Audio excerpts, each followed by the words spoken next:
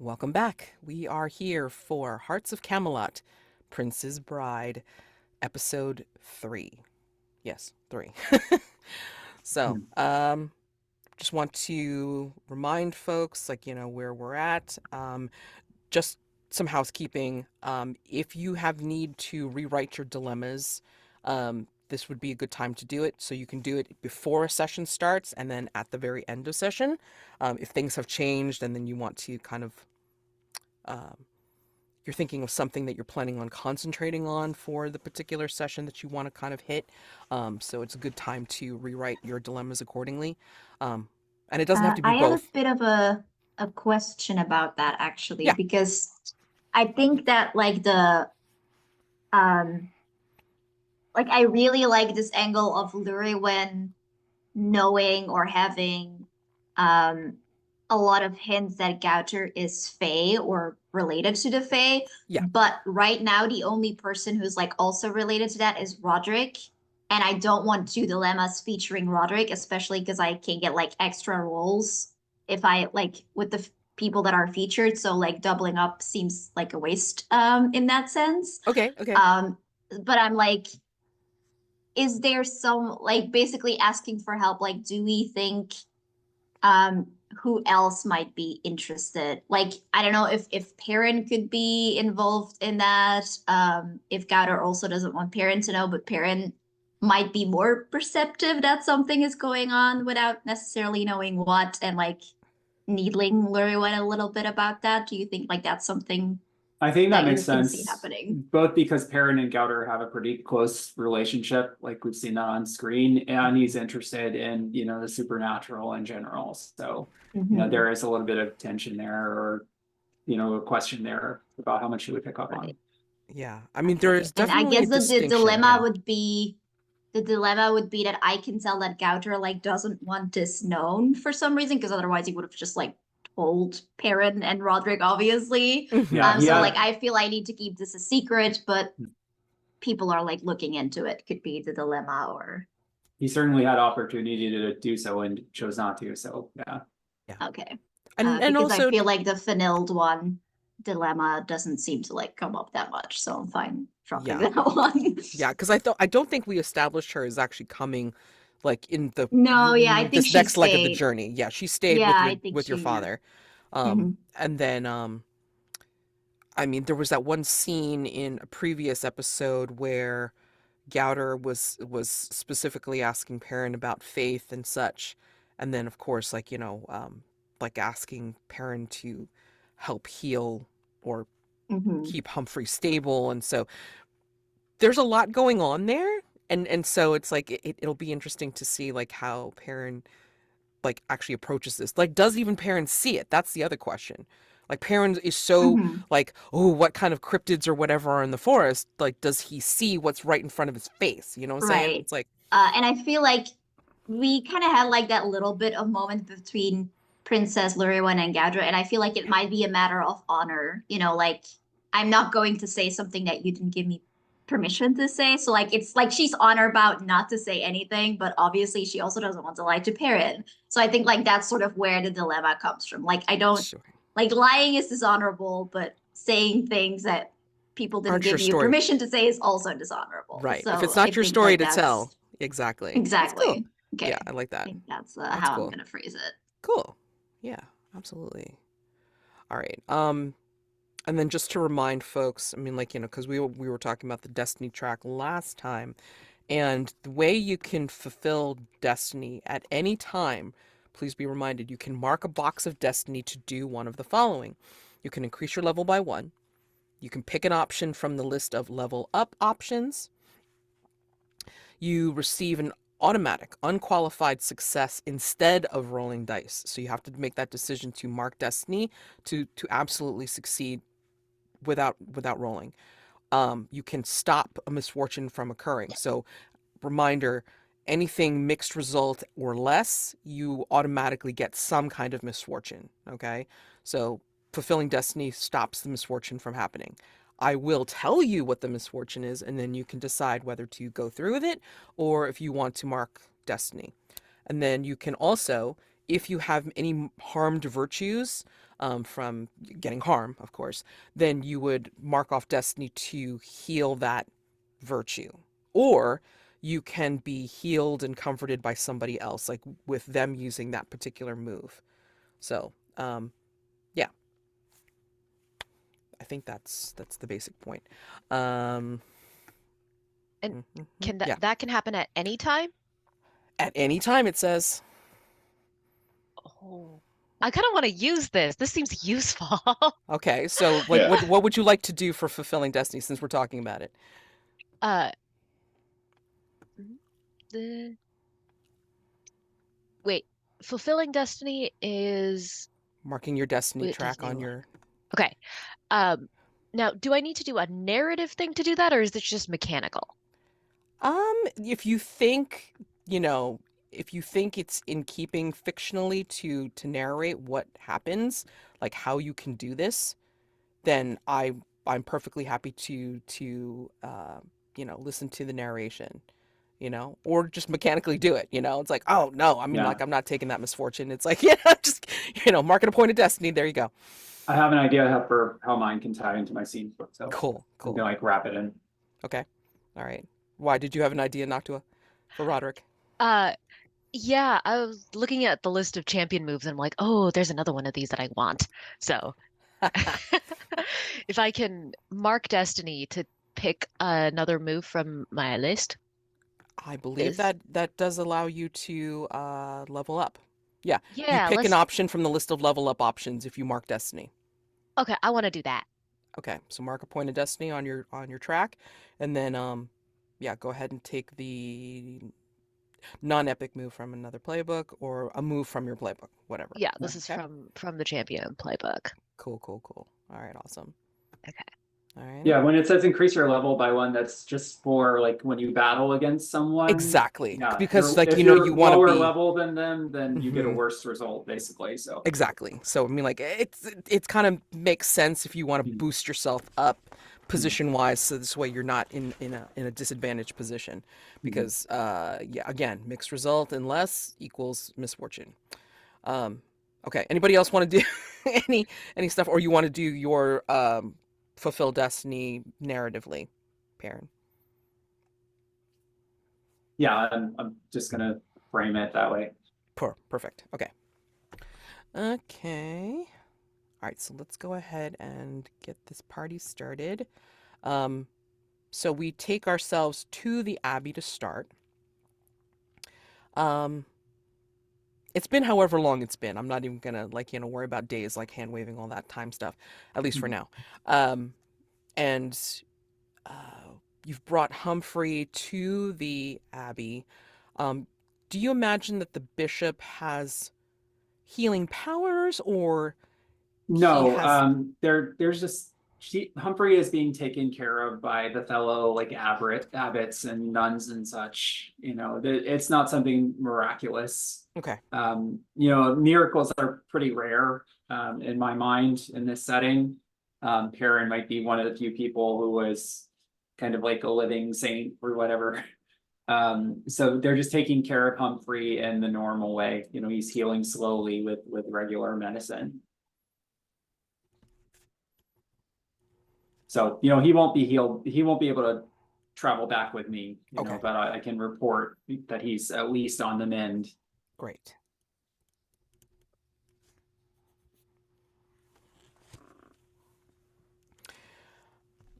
Now knowing that he's stable, I imagine that you are going to be packing up your stuff and getting ready to go. Yeah, Perrin's been making preparations for the journey. He's had some of the other brothers help him pack up.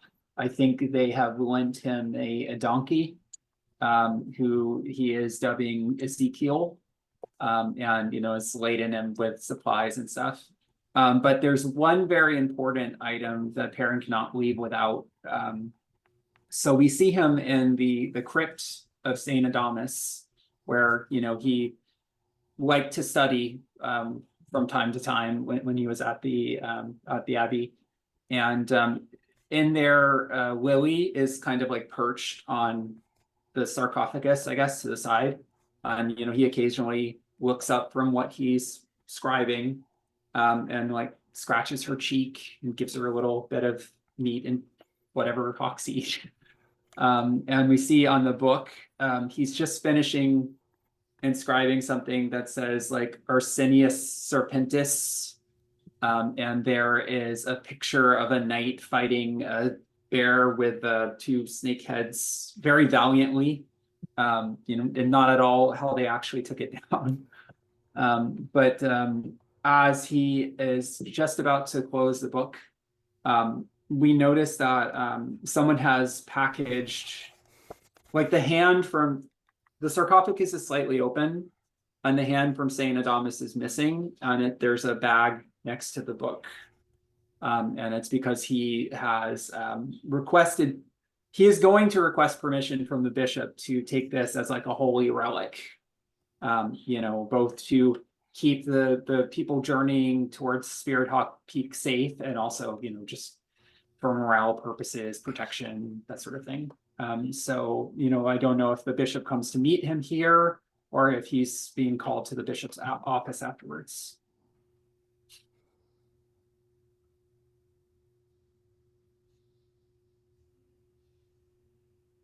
I think the bishop was coming down to the crypt and coming to see you. He has his robes as well as his, is it the mitre? Is that what they call the hat? I forget. But anyway, yeah, he has all the trappings of his station that he's wearing in the colors of the Abbey. And he closes the door to the crypt and greets you. I think as soon as I hear or maybe even see the candlelight, Perin like hastily closes the book because he knows that Bishop Saman doesn't exactly approve of his bestiary. So he turns and bows and he's like, "Yes, Your Holiness, it is very good to see you. Thank you so much for allowing me to bring my wounded friend here to recuperate. Of course. I'm always in your debt." No, it is not about debt. It is about caring for others and ensuring their safety and their well-being, even after battle and strife. You were good to bring him here and be under the care of the brothers and the sisters, of course. And the saints, as you know, which is why I want to speak with you, Your Holiness. As you know, this is a very, very important peace conference. It would mean the world to my brother and my family if I could. I know that this is a holy relic of our monastery, but if I could take the bones of our patron saint for the purposes of protecting my brother's, new bride. And I feel like he is a bit flustered. Like this isn't just Alex here. Well, I mean, he's kind of stumbling over his words. Has he had audiences with the bishop before? Do you Yes, find but the bishop is like that like, you know, that kindly soul that like will go around and like, you know, meet everybody? no. And... Okay, that's what I was I've wondering. met with him, but very formally. Okay. Why do you sound like as if this is not something that you agree with, my son? What, the wedding or the artifact? I'm not sure what you mean, sir. Your lordship. I'm wondering if... Do you feel that this union is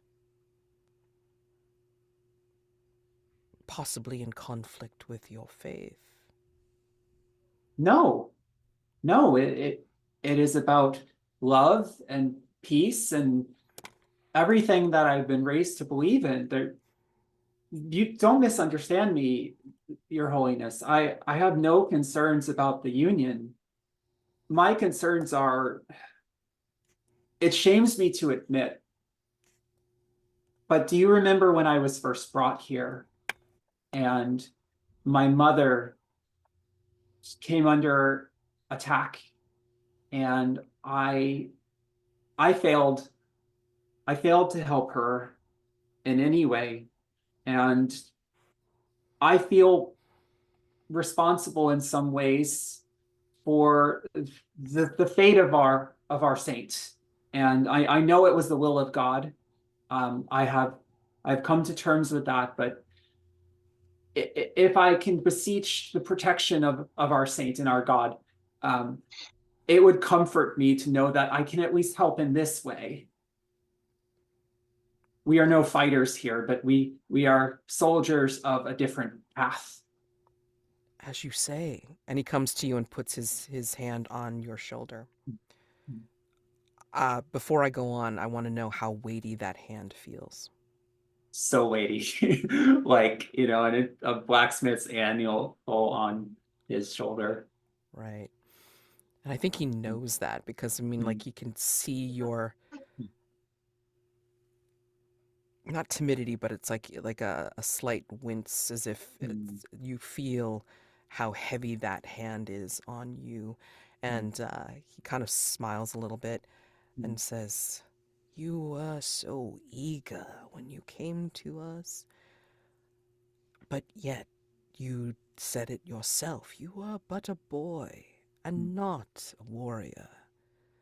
This, our saint, we honor and gladly appreciate because of his service to the order, to the queen, and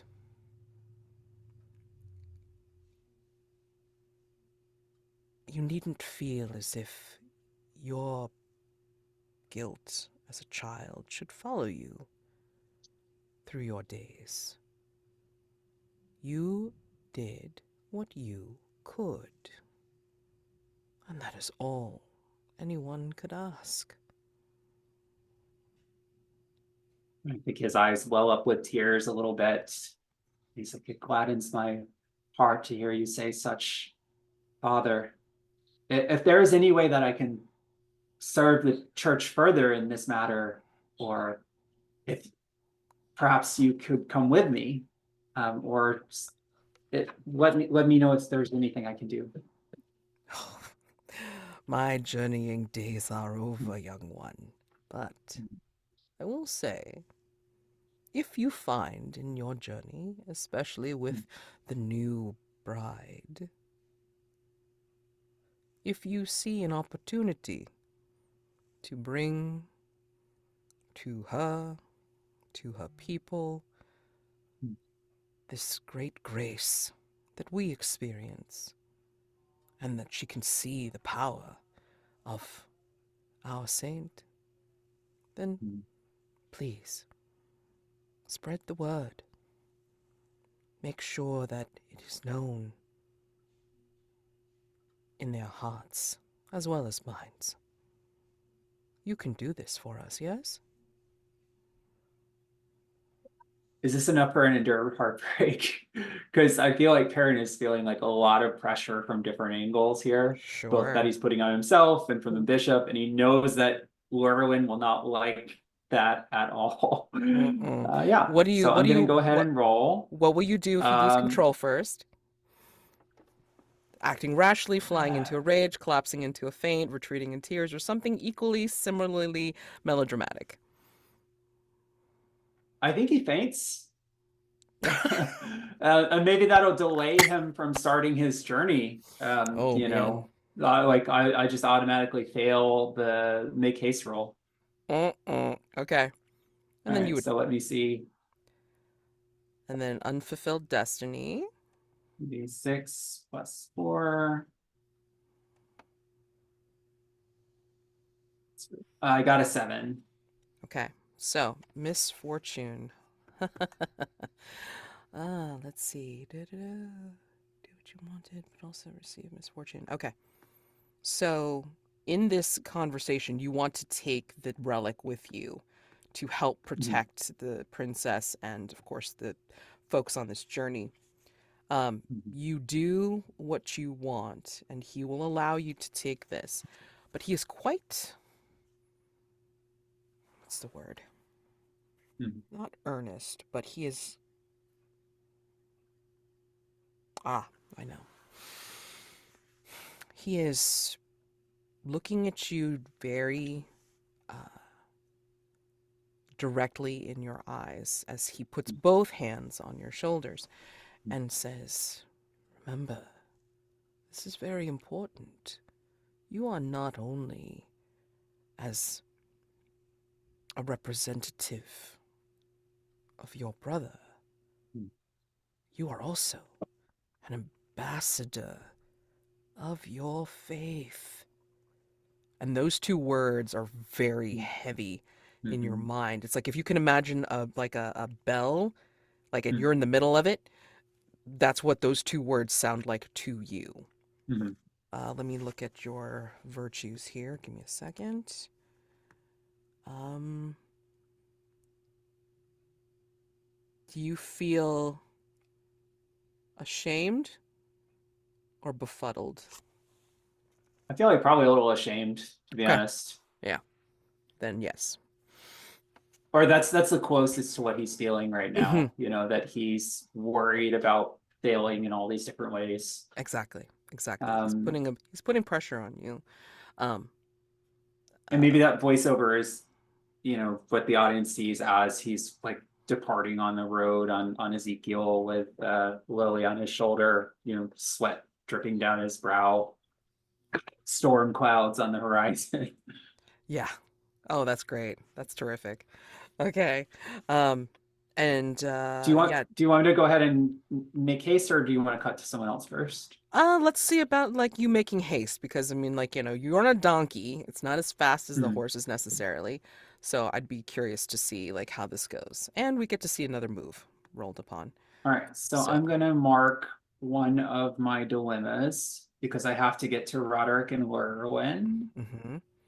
Okay. or actually because of the pressure. They both work out to the same. Yeah, Um, exactly. and then And I then will like, for roll. marking a dilemma, then like you would exert This just gives heart me.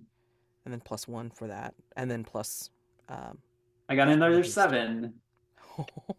So there's your misfortune stats. Oh my God. You ask and you shall receive. Awesome. Okay. Yeah. Okay, so you do arrive. You will arrive on time, I should say. But I think, I'm going to carry over that misfortune for what you're going to do when you get there. Hmm. All right, so let's go Sounds over good. to, let's take ourselves, like, the drone pans up, like, kind of like following you on your journey on the road on this dependable donkey with the panniers of supplies, and you have the holy relic, in a secure case on your person, you know, can be nothing but, it must be on your person. Um, and Do you then want me we, to say what move I took, or? yes, please. All right, so it's a Grail Maiden. So I am now the guardian of a holy relic. And then once per session, when wielding the item, I can use one of my miracle effects at basically a second time and a higher roll. Oh, nice. So it's pretty cool. Very cool. All right, awesome. And I think it Boost. will frighten an enemy or group of enemies into fleeing the area or collapsing helplessly. Okay. Ooh, I can't wait to see that one in action. Okay. So it fades from the light of day into like a dark twilight as everyone settles down at the campsite. Um, assume whatever, or do we want to do see? I mean, I'm happy to do either way. I mean, like, we can go into everybody settling down, or we can do a couple of scenes before everybody settles down. What what do you at the camp want to do right now?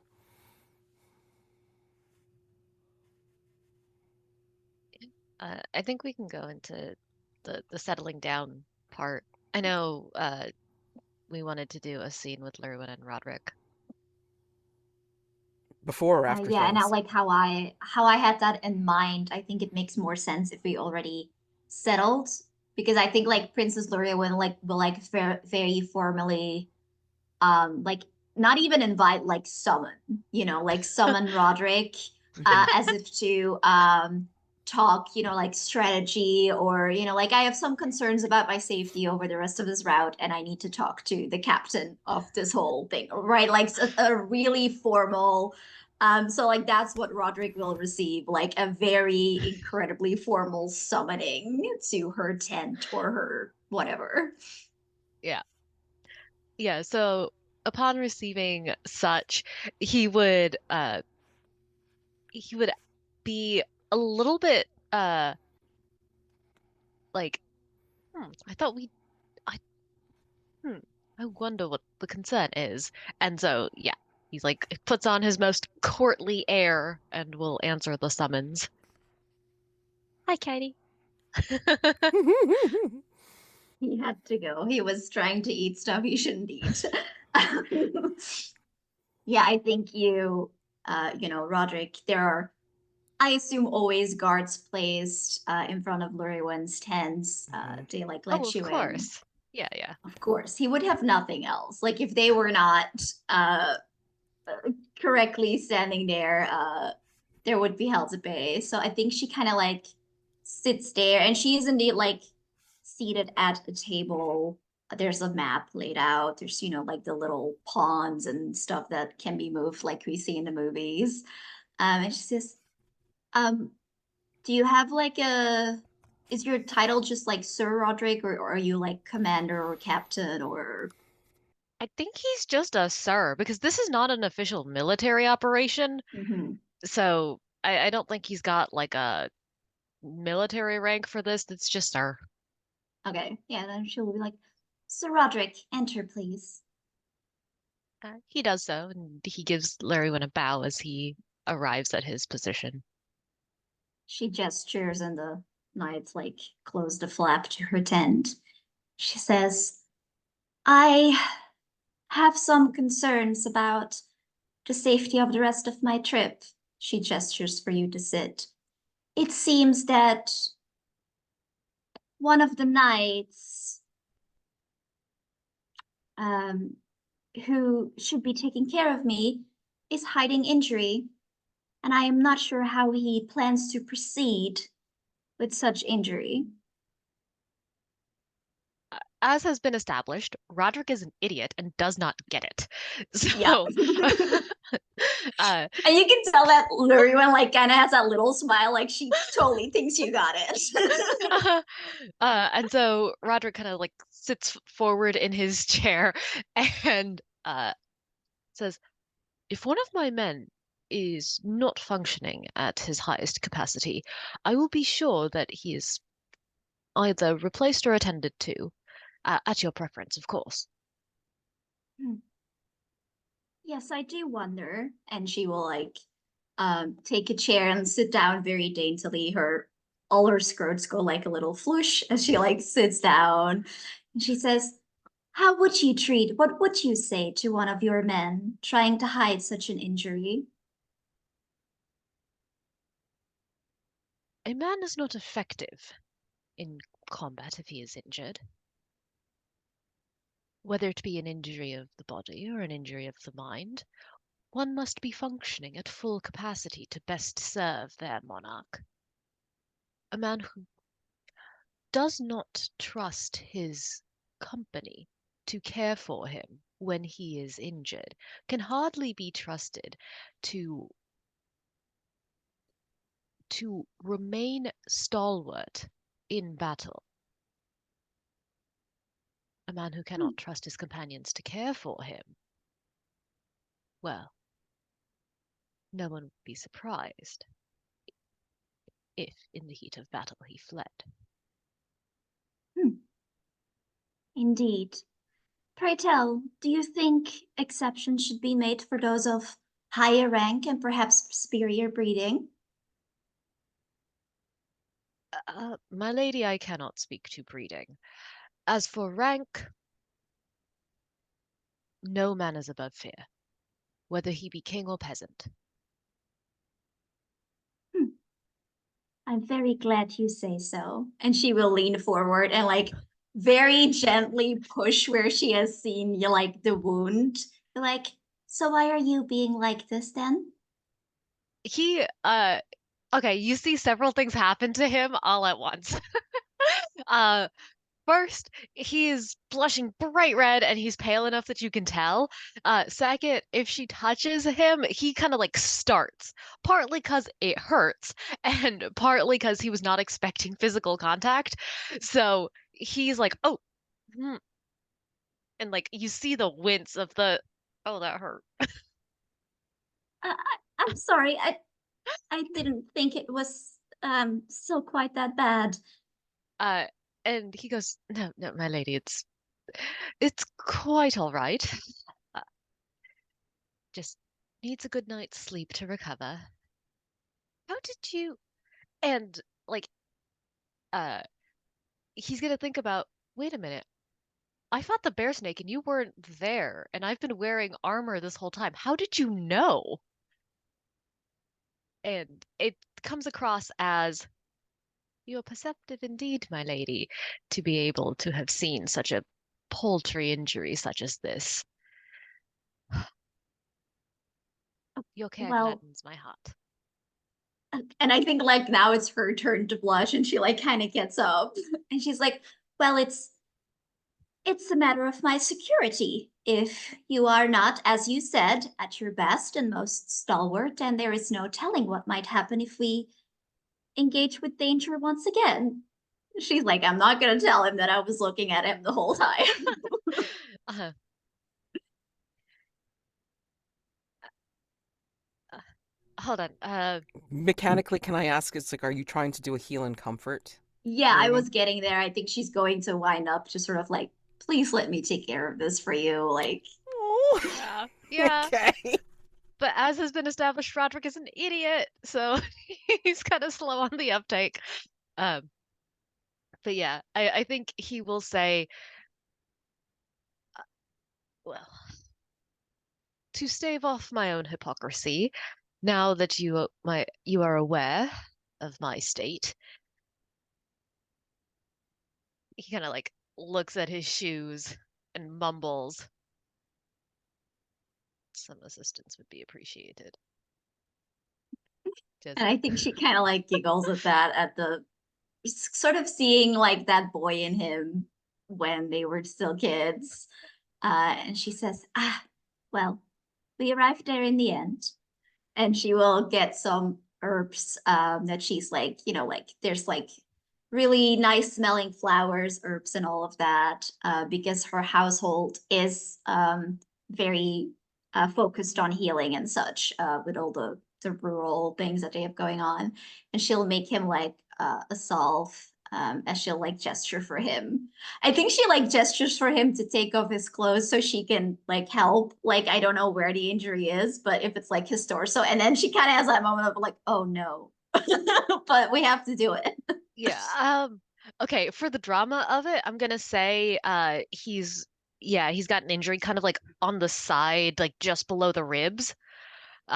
So again, with all the armor on, like it's kind of hard to see. Uh, but yeah, there's no way to get at it without removing the shirt.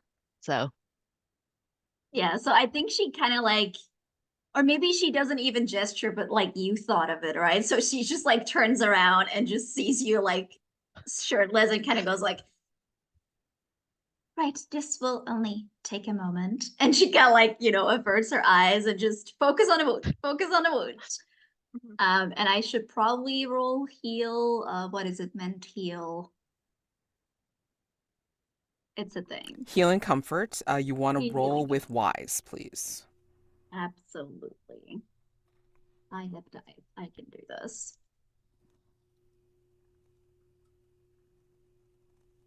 That's a 12. Nice. 2 5s though, no 2 6s. Okay. So it's all beautiful. You can totally mark or unmark any virtues that have been marked. Um, I Nice. want to know how, like, how you are doing this, Llurywenn. I mean, like, you said about the like the flowers, like the dried Mhm. herbs and all this kind of stuff. and like possibly like Mimi water in a kettle or what have you. But when you are looking at that particular wound, is there anything that you're remembering from, those brief childhood interactions that, you know, kind of call upon, hey, we were friends first before like the attraction even came in? Mm.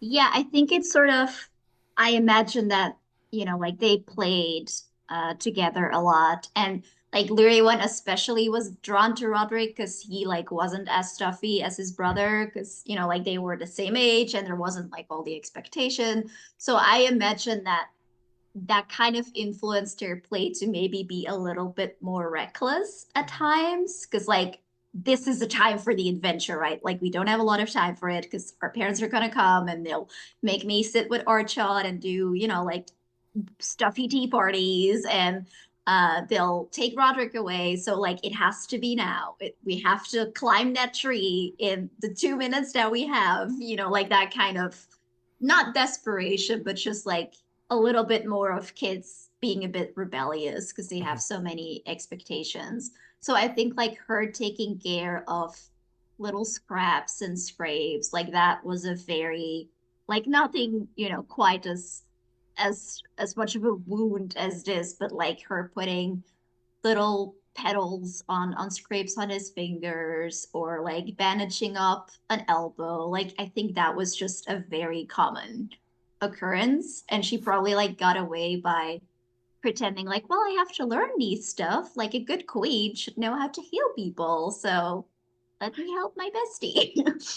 And I think sort of like as she's doing that, she kind of smiles and she says, it is nice to know that you haven't changed all that much. I think Roger kind of looks up at you. He's been again blushing furiously, and he's been like trying to not stare so that he like it doesn't get any worse. And when you say that, he kind of like looks up at you, and his face is very like gentle and very open, and he gives you a very soft smile and kind of looks. He's got it's soft but intense in his eyes as he goes, some things don't change. Hmm, I suppose an idiot must stay an idiot. Alas, we can't all be as insightful as you. Hmm, alas. But please, I understand that for someone in your position, admitting injuries, or perhaps admitting to himself that an injury might indeed cause you some discomfort, is not always easy. If you cannot say it to your men, will you tell me? He is utterly disarmed by the sincerity of your plea. So he will actually like reach out and lay a hand like just on your wrist and just say, if you ask it of me, my lady, how can I refuse you? And I think she just like smiles back, happy with that answer and knowing that she won't have to see him hurt anymore. I think we can cut there. Oh, they're so Absolutely. sweet. So cute. They're so cute. So cute. So I think, yeah, as everybody like, starts to round out, getting comfortable for bed, what is, before I get into like a little transition, what is Riesling doing to, um, you know, is he staying up? Is he doing anything in particular to create protections? What is he doing?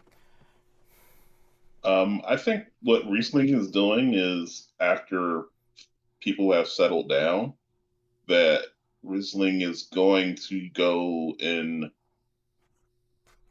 see about those shadows that have been trailing them, those other Fae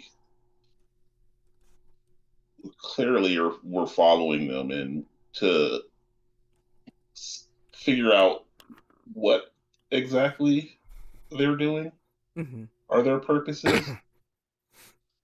Because I don't I know if he knows them personally, but he knows that they're following them, and knowing who he is and knowing who they are, knowing that they are similar, nothing nothing good, well, nothing bad necessarily, but nothing good may come from it. It's like I don't need their mischief, even if that's all it is. So, think but as without knowing, he wants to go sleep. I think, in the foreground we see Riesling as the Alacritus. Alacritus is Riesling. Do you ever take your actual form at all? I think it's one of these things where he would, once he would, after he gave some excuse to Xena, and he's like, I think I need a moment to meditate alone in the woods. It would be after he passed beyond the light of the fire. Mm-hmm. He would probably at that point take his form, because he's engaging with others of his, like, similar other faith. Okay. Because I think what's happening is in the foreground, we're seeing you change from Alacritus Mhm. leaving your tent and then turning into Riesling ducking into the woods. And in the Mhm. background, we see Sir Bart like coming off of his shift in front of Llurywen's tent, and meeting Sir Bart is what looks like the silhouette of Xena. And they're talking and possibly flirting, and then she takes him by the collar and then leads him to her tent. Oh, I And mean, we established that Xena is very direct in her actions. oh So, yes, absolutely. She gets friendly. The girl gets friendly. All right, awesome. Anyway, so everybody's battening down. Everybody's getting comfortable. I'm gonna say the clouds are starting to go over the moonlight. So when you enter the forest, Riesling, I think you're going to see that the shadows are even deeper here because the canopy is thick. And so, I mean, kind of went off the beaten path a little bit, but you did find this clearing to be able to set up the camp. And yeah, I mean, do you want to gain insight or anything? Let me see. What's the most appropriate? I think gain insight is probably the closest that we can think of for this. okay. And that's a wise move. So, do.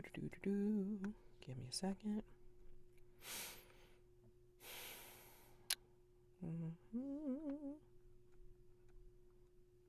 Why am I having trouble like finding this thing at the moment? Because I'm having trouble finding this thing. Yeah, I think it's just roll wise for it. Okay, gain insight is next to Y, so that makes sense. Yep. So that'll be a flat roll. Okay. Unless you want I to mean, parlay me everything with a will be different stat. I mean, like, See, here's the thing. Mhm. Everything is a flat roll for me, because I've been tagged. Like, I'm okay. Well, I guess everything isn't a flat roll, but yeah, I don't see. I don't. I mean, I don't think agility. I mean, I guess I don't understand the situation. So if I'm going to look for them, could I stealthily look for them? Or, because otherwise, if I'm just going to greet them, then I think gain insight might be the best option. So it Well, that's really what I was. depends on. Okay, gotcha. Yeah, I mean, So I like, think if I'm trying to sneak to catch up with them, to find them before they find me, I would say, would it be evade danger or make haste, or would this just be simply I'm looking for them? Because if I'm looking for them, I think it would be gain insight. I can't think of a reason yeah, to fast find them. yeah, I can't. You're not. Hold on. Sneaking around hiding from men and cheese. I mean, evade danger would be closer, but you're not aware of any particular threat at the moment. You just know that these Right. creatures are Yeah. following. So, yeah, I know they're following. I don't know if they're a danger or not. I just know they're following. So I guess gain insight. Right. Yeah.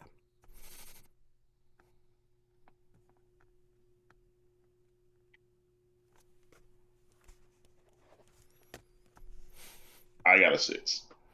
Hey, you get XP, right? Yes, you do get XP for this. So, congratulations, you're getting closer to leveling up. All right. Sorry. Yay. So I guess Yay. do I tag another virtue? Hold on. 6 or lower. Failure. You receive misfortune. I have to decide what kind of misfortune I want to give you. Um, okay. So you are in the forest, Riesling, and you are in your proper form. Mm-hmm. And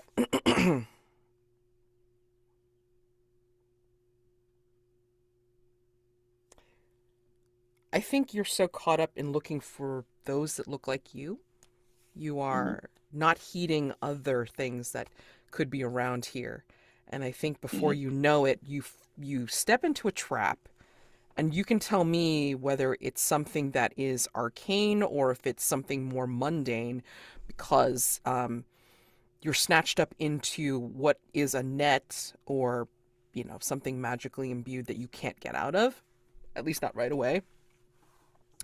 And this thing draws you up into the trees where you can't touch ground, and you hear from through the trees, it's like,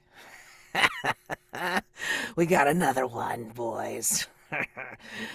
uh, let's gather them all together, and then we'll see about invading the camp.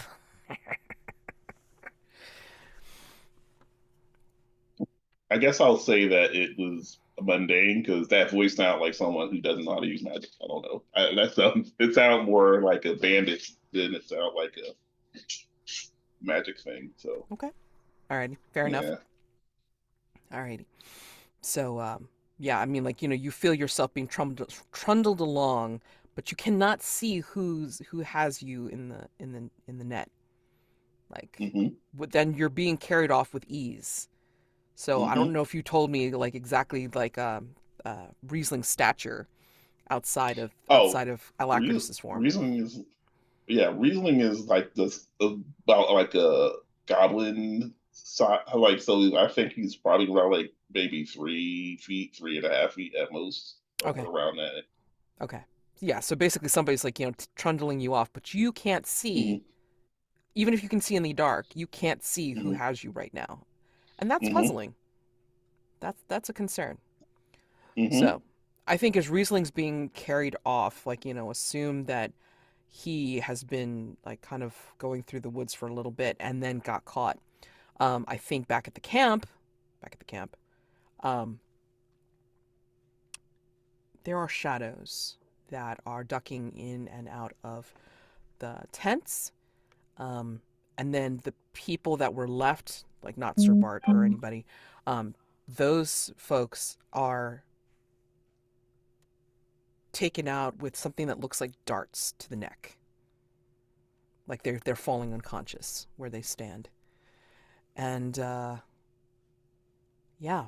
So I'm gonna say that Llurywenn, you will find that you are, well, awoken by someone who has entered your tent. Now, I don't know, like, if you've got anything that you in particular want to use, but I'm just letting you know that you are going to be experiencing somebody who is going to try and kidnap you.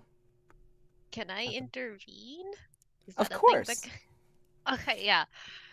Because Roderick will risk no harm to Llurywenn. So, um, there's a whole thing about defending from harm. Not sure about how to mechanically make this happen. I But guess, yes, do you think that Roderick is like stationed before the tent? Did he go to his own tent? Like, where is he, do you think, at night? is this significantly after the whole patching up scene? Oh So yeah. Roderick okay, so Oh, yeah. Roderick has his armor and if Unfortunate, Sir unfortunate. if this is after Sir Bart's shift, then probably Roderick is stationed like by the door flap to Lurywin's tent. Like it's his turn on guard duty. Um, Yeah, sure. I think honestly for like Llurywen's part, at least in this, right? Hmm. She's not a fighter. She's just not. Right. Nothing about like I don't even know if she had like super basic training, right? Mhm. So I think honestly knowing that Roderick is there, or not even knowing that, like I think she's just going to like as soon as she sees, Mhm. like she'll pretend to be asleep and then see that this is not, like this is not a handmaiden, this is not a guard like checking in on her, right? Like she can Yeah. pick up on that, I think. So like as soon as she realizes that this person shouldn't be here, she's just going to yell Roderick's name. Okay. Like Okay. just yell for help, and she'll like try to get to bed between her and this person, like just basically buy time for Roderick to come save her because she knows that she can't do this. Okay. Okay. So rewind slightly because it's like, I was thinking that it was other people. So maybe in this case it's like, Roderick, you actually see your partner like at the door at the Yeah. flap, like go down because of a thing to their neck. And then you realize that somebody has snuck into the tent via a slit through the tent, whatever, Yeah. and is in there now with And then I Llurywenn. hear Lurywin scream. Yeah, exactly. Okay. Okay. So I'm rushing in because my dear heart is screaming. So uh okay. Um I had a mechanics question, which is this a time to roll battle? It is because your epic move covers this. Yes, it does. But Unless you it don't want to does do it, but either way. I don't quite understand how battle is happening. Okay, Uh so how we're gonna break it down because it's like this is gonna be the first time that we're actually using it. Um, all right. So when you engage an opponent or a group of opponents in a high stakes contest, power, speed, intelligence, or influence, choose a virtue appropriate for your approach to the conflict. So vigorous. I'm going to vigorous. hit the bad thing with my sword. Okay, great. Um, normally can only initiate battle with members of your own social class. However, um, okay, so whenever you initiate battle with someone outside your social class, you receive misfortune. This misfortune occurs in addition to any other misfortunes you might receive in the course of making this move. So we'll find out. When you battle an NPC, you immediately learn their level. So I'm going to say that this NPC is one above you. Okay. Yeah. Oh boy. Yeah. All right. So if battling a higher level opponent, treat them as equal level from the champion epic move. Mm-hmm. Yeah. So Okay. that's fine. All right. So when your opponent is an equal level NPC, you're going to roll plus that virtue. So Yeah. plus vigorous. On a success, you prove their match, choose one, and then, of course, we go from there. Okay. So I'm gonna roll plus vigorous. Um, does this count as defending from harm? All right, if I'm trying to protect Lurywin? Is this for your move? Yeah, I'm trying to determine if I have to roll like specifically apply force or defend from harm to roll battle. Like if I'm using vigorous. Oh, sure. I would say defend from harm. Okay. Yeah. All right. Um, okay, I'm going to invoke my champion move. Can I stack these? Yeah. Oh, All right. absolutely. Uh, so son of the fair giantess, thanks to your unusual parentage or some other cause, you possess immense might and endurance. You can roll vigorous +2 to apply force or defend from harm. Okay, so yeah, we're gonna have to do math. Um, okay, so +2 for move for giantess move, Mhm. Mm-hmm.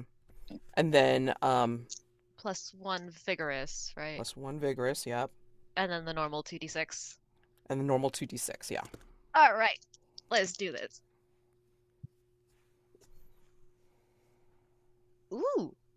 Okay, so I get a +3, so 12. Okay, nice. So tell me how you succeed. I mean, this person is getting ready to not inject. What am I trying to say? Like basically, like do something to put Llurywenn to sleep again, and then to make sure that they can carry her off.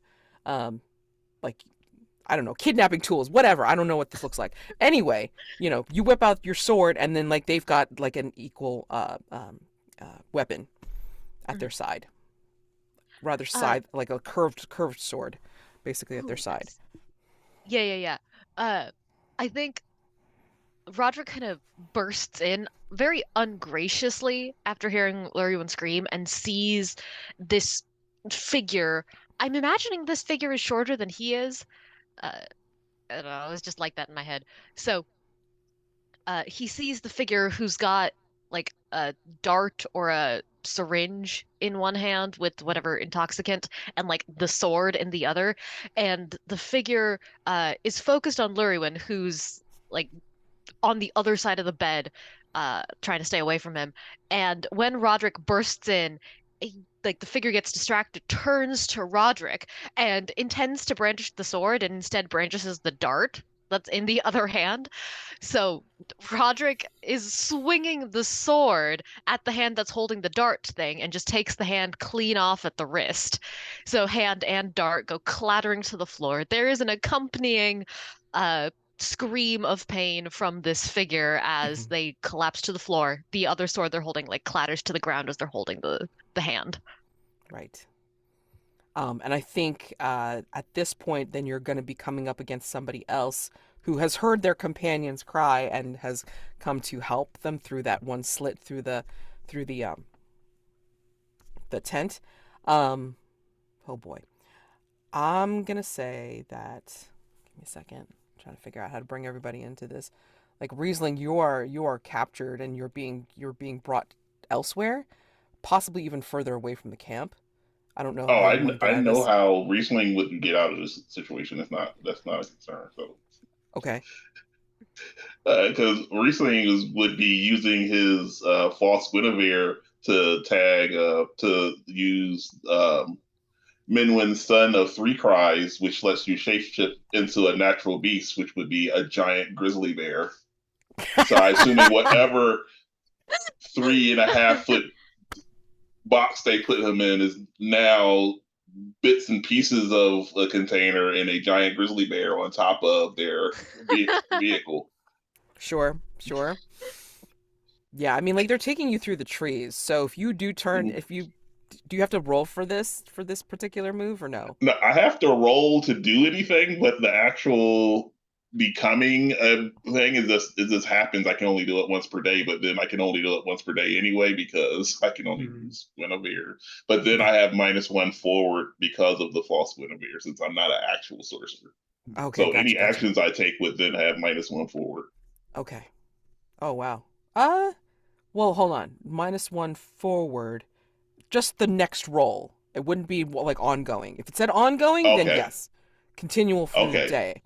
I'm trying to right. see. Like it doesn't say So anything it's about the. probably like Yeah, okay. it doesn't give a So time I limit, can read it basically. if you want me to. Yes, please, because yeah, I'm All just right. gonna. So that other people were. So, false Guinevere, you are an evil twin and uncannily skilled at impersonating your counterpart. When you take this move, you must designate your counterpart as one of your bonds and choose a playbook for them. Sorcery. Once per session, you can make a non-epic move from that playbook, after which you receive -1 forward. Any effect of this impersonation can only last until the end of the next session. You choose a counterpart. Your choice of counterpart is effectively permanent and can only be changed by marking a point of destiny. So I'll read the spell now. Okay. Okay, Minwin's so it son does of sound Three like. Cries. Oh, Yeah, it does sound go like ahead. that this impersonation. So like if you get the minus, then it lasts until the end of the next session. So there is that time limit. Okay, Okay, yep. that's what it sounds like. Okay, go ahead. Sorry. hmm And so, Minwin, son of Three Cries, you are a shapeshifter. Once per day, you can change from a human form into that of a natural beast, depending on the kind of animal shape you choose. This new form is either swifter or stronger. Grant +1 rolls to either agility or vigorous, respectively. While in the form, you can also roll wisdom +1 to gain insight about your surroundings, but you can't make any moves requiring manual dexterity or human conversation. You can return to your human form at any time. Okay. All right. So just tell me first. It's like I'm assuming being the big giant grizzly bear, you are using vigorous. Yes. Yep. Okay. And then do you want to roll insight now or later after you I get out of guess this? after turning into a giant grizzly and roaring like a grizzly into the air, I'm then going to look around because to figure out where I am and who's around me, and hopefully that entrance distracts, like surprises people enough that they don't respond immediately. Yeah. I think as you turn into the bear, of course, the net completely disintegrates in Mhm, face of your new form. And mhm, yeah, like they're surprised and pissed. mhm. Whatever's carrying you is like obviously has let you go and like let you drop to the ground. And I'm gonna say if you want to roll wise +1 for gain insight, it's like you will It will have a be hint. offset by the -1. Yeah. Right, you will have a hint about what who it is or what it is that Okay. tried to get you. All right. So another flat roll. Okay. 11. All right. All right, let me just remind myself about how far gain insight goes. All right, success honestly and helpfully. Yep. And then +1 ongoing. So keep track of that. +1 ongoing when acting upon the information, okay? Until the Mm-hmm. end of the next session. Okay. All right. So when you take a sniff, a big sniff as the grizzly bear, you realize that it has that distinct smell that you sent around Llurywenn and her people, as well as possibly even a hint of Gauter. So, Can I Mm-hmm. inject something in the scene here? absolutely. So they said that they were, we caught another one, right? Which implies they captured someone else, and you owe me Mm-hmm. a misfortune. So maybe in the background we see Brother Perin, who is tied up to a tree, and Ezekiel is kind of freaking out. So like, it's like, oh dear Ezekiel, we are in grave peril. Creature has arisen. Um, Please flee for your lives. I will pray for my soul. And he's like just trying to comfort this donkey, as people are scared and running in the background. So I don't Yeah. know if I'm blindfolded or I just hear this. I'm not sure.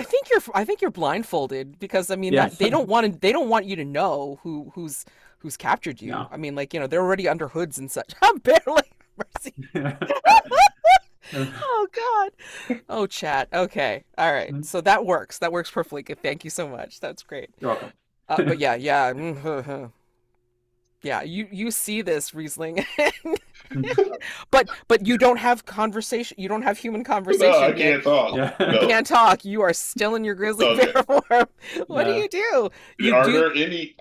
there any of anyone guarding them or anything like that, or no? Oh no, they're running. I mean, like after seeing Oh, you, okay. like they're like the one swore and is like doing the treetop running, and then like the others you see as darting shadows through the forest. They've left Perrin and the donkey. And Okay. Lily's like you can see like Lily's overhead. I think you recognize her Mm-hmm. silhouette, but I Mm-hmm. mean like she's not doing anything like right now except for crying out. Mm-hmm. And I think she has like circled and Mm-hmm. seems to be crying out maybe for Gauter. But we'll see what happens with the rest of the camp in a minute. I don't know if Okay. you want to Yes. go over to Perrin yet or not. Yes, I would be making bear sounds and sniffing, and then like probably if whoever I recognize, I would start this like I have to use my mouth to remove the hood off of people's heads, so they're gonna get like bear breath, and he's like gently pulling it off, and it's like so you just see a hood, so whoever he gets to first sees the hood in his teeth as he pulls it off. I don't know who he finds first. I mean, it's gonna be Perrin, but I think you Perrin, you can hear Ezekiel freaking the fridge out, because of seeing this great bear like lumbering up to you. He's tethered next to you, like at the tree, but yeah, you can't tell. Although you do feel that hot, smelly, wet breath in your hooded or your blindfolded face. Yeah, So I do make a bear sound at Ezekiel trying to calm him down, which probably does the opposite. I'm wondering if Perrin is obviously very afraid, but this is not behaving like a normal bear. No. And he's wondering, like, is this some sort of fake creature, or have I been ensorcelled in some way? So I'm wondering if I could use my Boars the Younger move to try to gain insight about the supernatural here. Sure, absolutely. Oh no! Just to see if I realize that it's actually not a bear. Yep. Okay, plus wise plus 1, so that's 2d6 plus 3.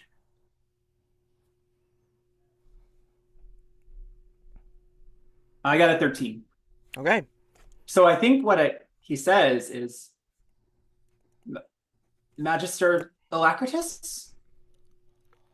Because he's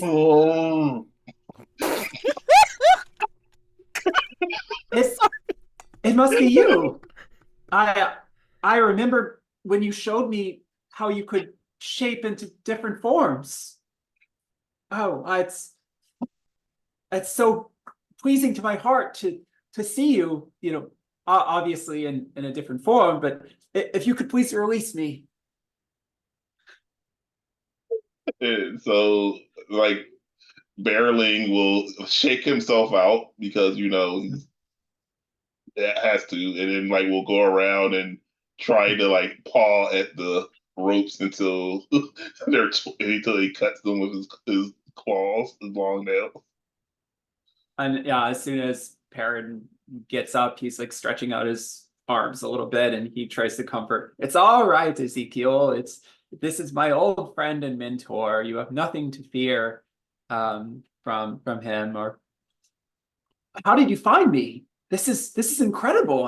I was on my way to see you and my brother and his charge, obviously, but well, I have so many things to talk to you about, obviously, when you are in more conversational state.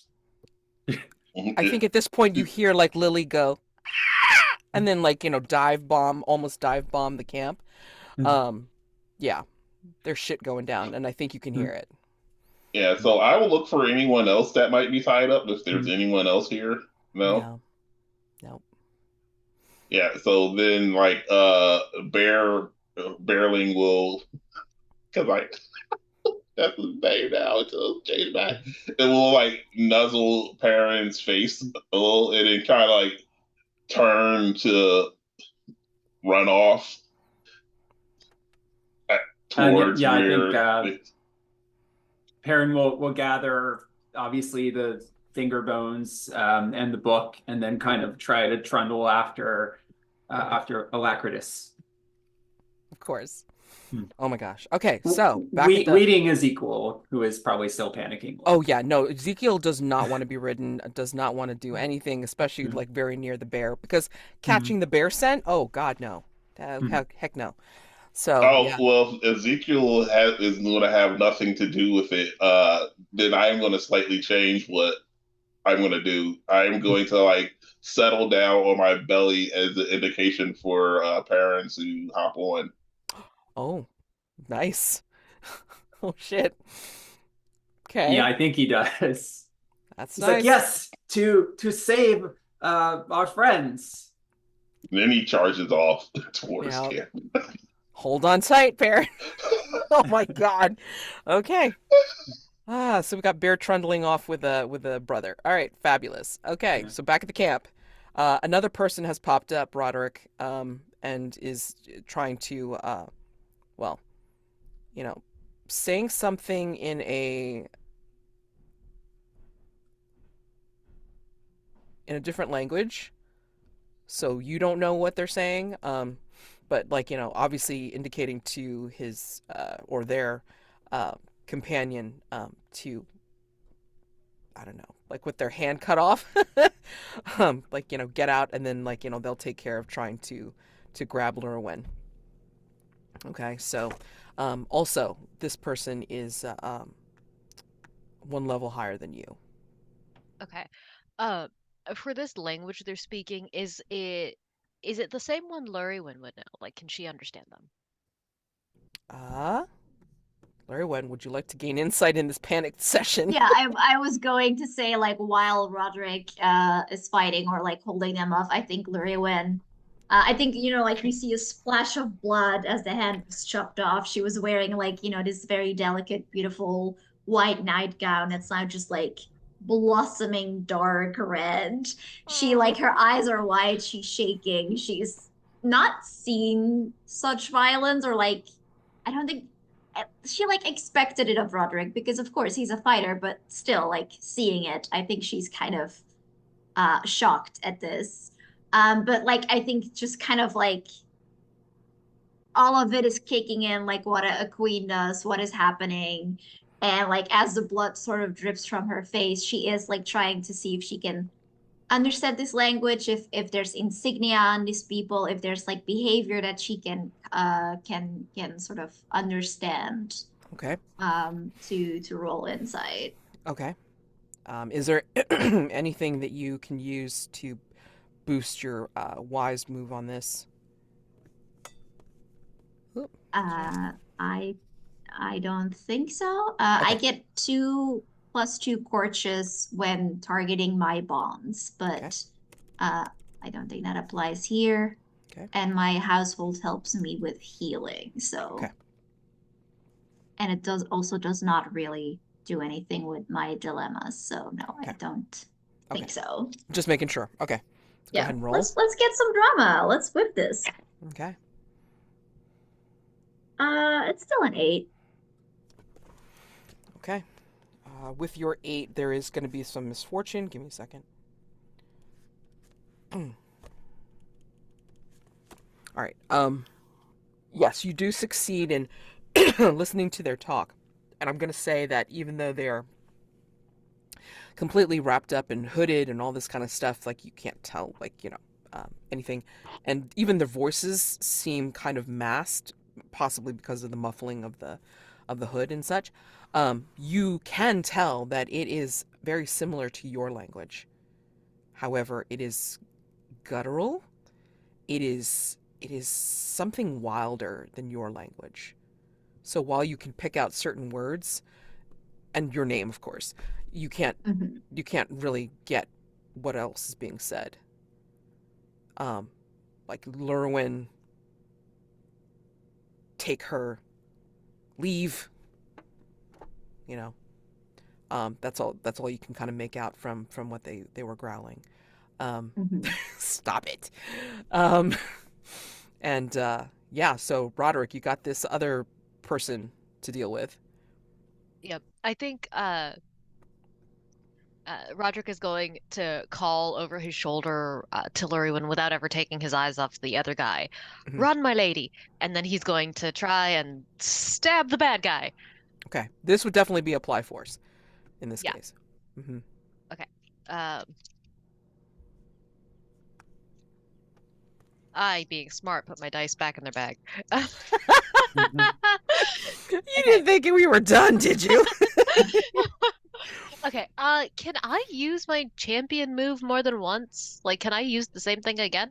Let me see. I think there's a limit. Give me a second. Okay. Once per session, while actively loving this bond. No, that's can the epic move. Oh, Just like sorry. the normal champion move. Oh, the sorry. Son of the Fair Giantess. Some of the Fragilities, yeah, there's no limit to using those. No. Okay, I would like to use this again because I Okay, am go ahead. applying force. Yes, vigorous +2. Okay, there we go. Ooh, uh, 9 2. Wait, 2d6 vigorous. plus vigorous +2. Okay, 2d6 is 9 plus 1 for the vigorous plus 2. 12? Wow. Yeah. I can All right. math. Gods. All right. So yes, you totally beat down this person. Oh, okay. So we were battling before, I believe. No, you were. Okay, hold on. Going back to battle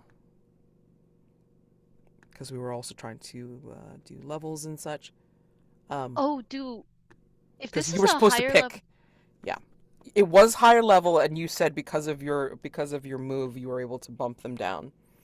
Yeah, that's the epic move. Oh, okay. But I can only do that once. So Ah. for the second time, what's the consequence for battling a higher level opponent? Do I take were going to- misfortune?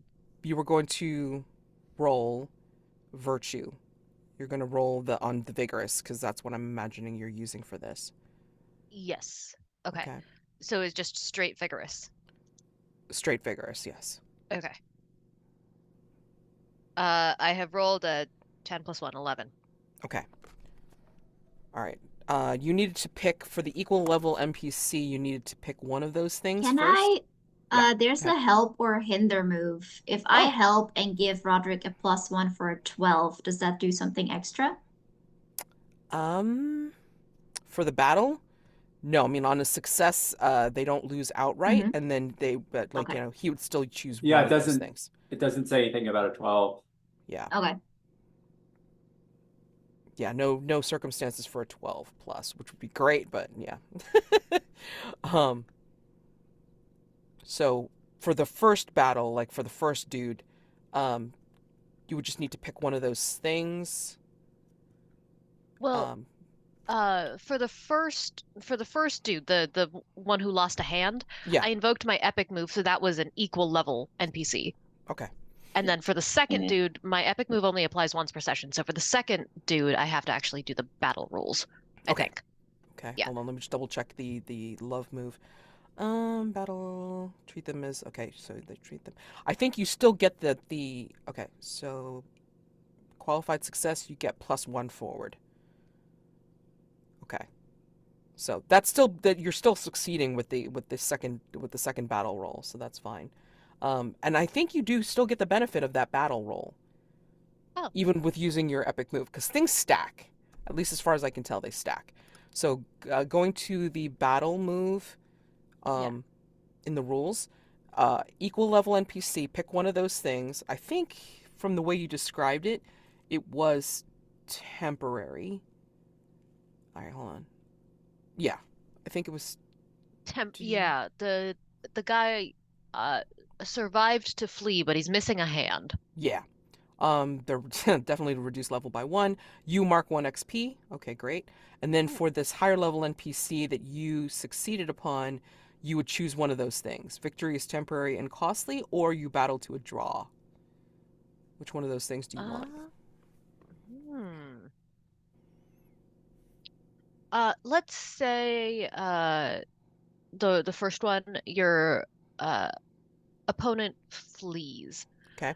I want to say the opponent sustains an injury. Perhaps I've like stabbed him through the thigh, so he can limp away, but he is injured. Yeah. Okay. Mark 1 destiny, please. And because you're so honorable, you let him limp away, even though you could probably like run him through or something. Oh, sure. Yeah. Oh dear, I have marked destiny. Okay.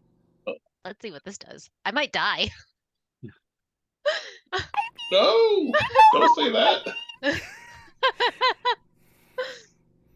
I mean, because if you run out of destiny, you just perish. Yeah. But you get to determine how you perish. I mean, you are permitted to make one more move before you die. All right. Okay.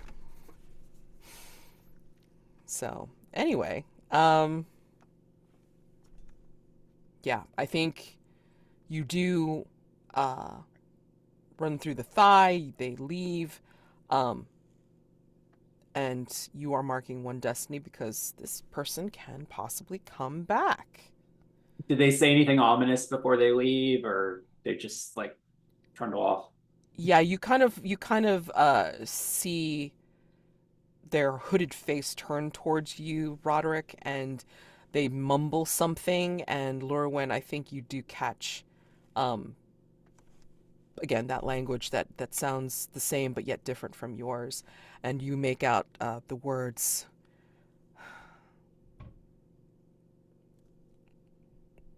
vengeance and back from what they murmur. If Llurywenn can, I don't think she's gonna let this guy leave. Okay. Because she needs to know more. Like, he's not gonna leave. So I think, like, he's hurt, right? So I think she will, I think she will pick up that syringe, walk to him very daintily, very sweetly, and like jab it in his neck. And Oh then in my. her own language, in like an old form of the language that's maybe closer to what they are speaking, Mm-hmm. she will say, "You will leave only when I give you permission to leave." Ah. Yeah, sorry, looking at a piece of chat here.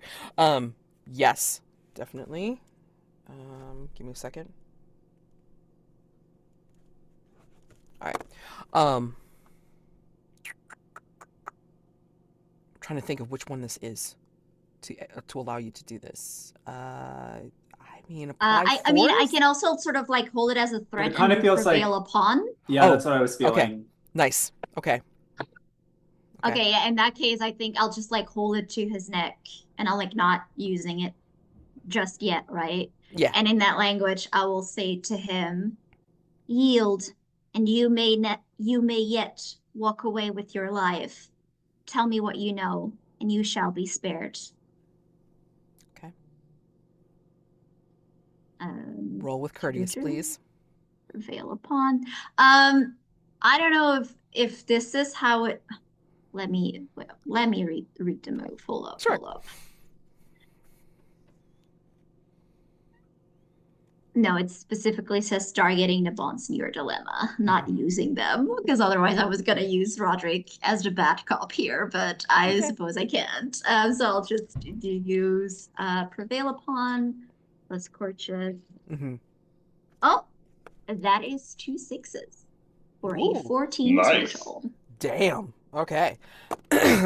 All right. Like so, she's still dripping with blood too. Like she looks so terrifying right now and doesn't even realize it. yeah, Yeah. she doesn't. She does not realize how terrifying she probably looks to Roderick. Jesus. Roderick thinks it's hot. Like, just Of to be course. clear. Of course he does. Of course he does. I mean, she's in her white nightgown and splattered over in blood. Of course. This is like, wow. I think you've got this syringe thing, dart, whatever, to this person's neck, and they will actually turn into it without being touched by it. Like maybe it's pressing close to under their hood, and it's like,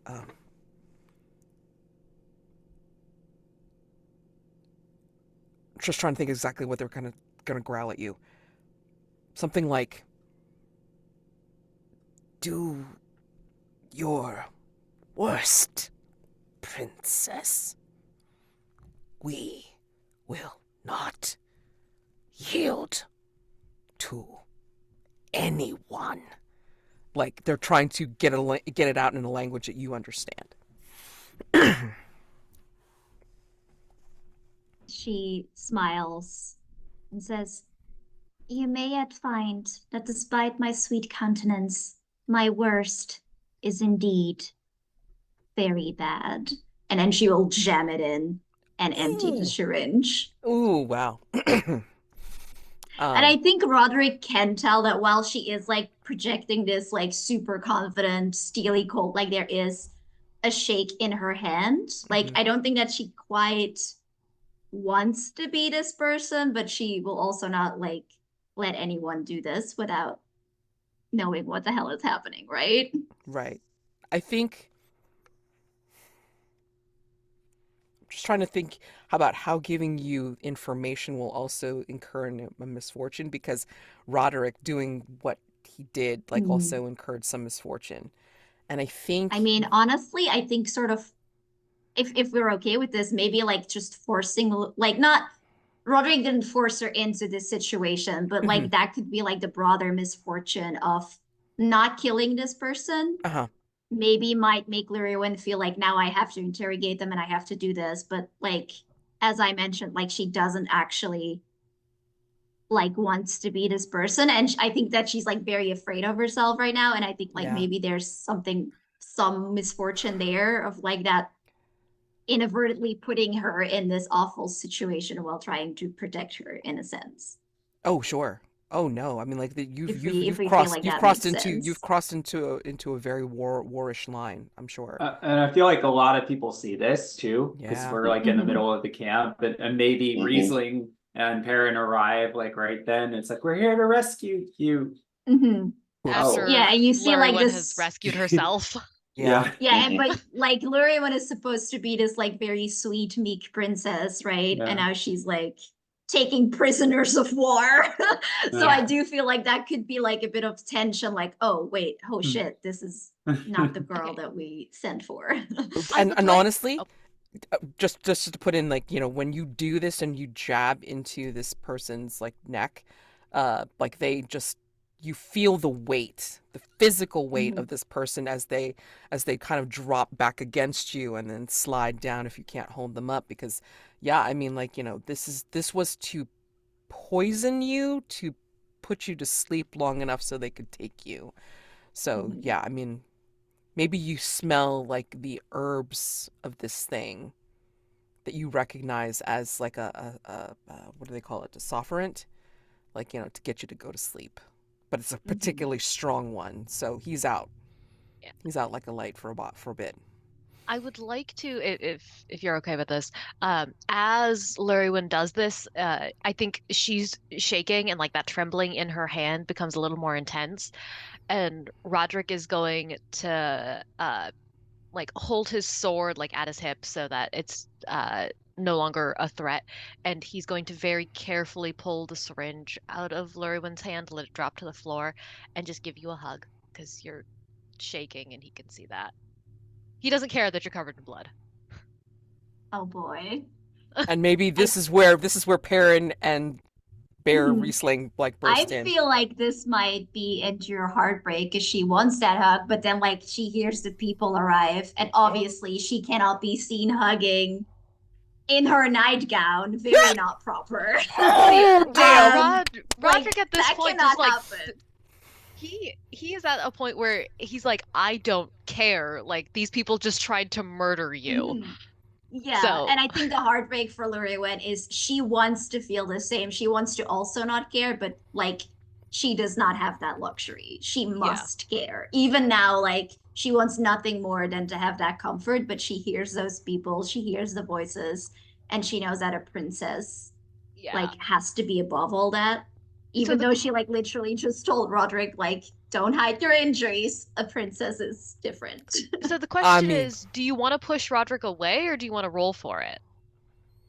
I think like I want to he- roll for it, I guess, and see what it is. Okay. See how dramatically. Yeah, and I think Okay. yeah, like if So- I Lose control. Mhm. What like if you're going to endure heartbreak, what are you doing like if you lose control? yeah, I think if she loses control here, she's kind of going to take it out on Roderick. You know, like feel like, oh, you know, like your duty is to kill these people. You didn't do that. You horrified me with like this brutal display, and now you like try to dishonor me in front of these people, right? Like, and she knows that's not what he's doing, but like in that moment, it's kind of like, how dare you put that little bit of emotion in me when a moment like I can't handle this, and I'm just gonna lash out at who's in front of me. That sounds great. That do sounds it, do perfect. it, do it. Okay, so then roll I'm scared. unfulfilled destiny, please. It's okay. I have so much destiny. I know. It's 2 ones. Oh no. How? How? No! Wait. So 2 plus what That's now? bad, right? No, as in Oh, guys. the Well, crit- it oh, doesn't- botch. Snake Oh, you eyes. crit Complete It doesn't botch. matter what. You done Oh. failed. Oh, You That's done a bad thing, failed. right? Oh my god. Amazing. Holy cow, we've Good seen a job. botch. Good job. Oh, job. of all the ones to botch on. Oh, Yeah. I'm All sorry, right, I I gotta mean, laugh. I just gotta laugh. Holy Yeah, crap. That is What- the correct one to botch on. What is That that is- very uncomfortable scene that we walk in on? here? Exactly. What is the very uncomfortable scene that we walk in on? It is definitely considered a failure. Go ahead and Okay, mark so XP. what do I do on a failure, Levy? I get XP, that's You get- something. Yeah.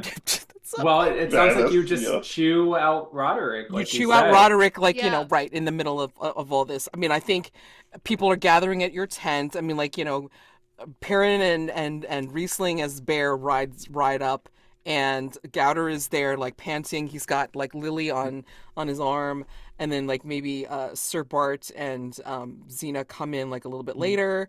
Like, just tell me, like, in general, like, later on, like, who we imagine to survive the camp invasion. And yeah, please tell me this scene of you losing control. Yeah. Yeah, I think we see Roderick like take the syringe and then sort of like step in for that hug, like maybe, like arms around her. And I think she'll like not push him away because she can't win that anyway, but she like steps back very coldly and just levels him. Like you can see all of Llurywenn bleed out of her, and just like this gate of princess like slams over her eyes as she just looks at Roderick and says, "You will see to your duty, Sir Roderick, and do nothing more. Nothing else is expected of you." I feel like Roderick, okay. After the scene, I'm probably gonna have to roll endure heartbreak for Roderick. But at that, he is not only taken aback and a little heartbroken, but this is familiar because he's seen his mother do this. Like the difference between person and royalty, like that I have to be queen now. And like that hurts even worse because he knows what you're doing. It's not that he's uh it's not that he quite believes that you don't care for him. It's that he sees the conflict of duty and like he knows what's happening, and he uh like steps back, uh like wipes some of the blood off his sword, uh and he will stoop to scoop up the now sleeping corpse, or but prone body of the bad guy, uh, and says, "I leave you with your life, my lady, as is my duty." And he turns around and walks away, dragging the incapacitated corpse behind him. It's not a corpse, it's I- alive, but Yeah, I think before he gets very far, you hear Llurywenn say, "Sir Roderick, you shall not speak to your queen unless spoken to, and unless commanded to speak back." he keeps going. He doesn't stop, As he he doesn't should. look around, he just walks away. Yeah, and I think sort of behind Llurywenn, we see, like, we get that camera shot of her hands are, like, very, like, behind her back, like, like she was standing very elegantly, but we see, like, her knuckles are white through the blood as she's, like, pinching herself so hard to keep her control. What control? Like this was the result of a botch. You don't Yes! have no control. Okay. It can get worse. Basically, Okay. to not start Things can always crying. be worse. Yes, that's Things true. can always be worse. So basically everybody's witness to this Yeah, Oh to my this God. outburst. holy Yeah. shit. Okay, so this is our 10-minute break. Like at the top of the hour we come back, and then we will see Roderick endure some goddamn heartbreak. Ooh, Oh, ooh. no. Holy crap. Okay. See you at the top of the hour. All right. So, do we want to do the endure heartbreak now, or are you waiting to start feeling it, like, as we go into the morning? What do we think? Roderick. Let's do endure heartbreak for Roderick because that's going to be a very immediate consequence. Yeah, so I figured. Okay. How do I roll endure heartbreak? Is that plus destiny? Unfulfilled destiny, yes. Okay. Oh wait, before you do, what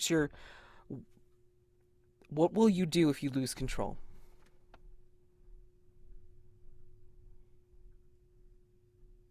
Oh, this is a good question.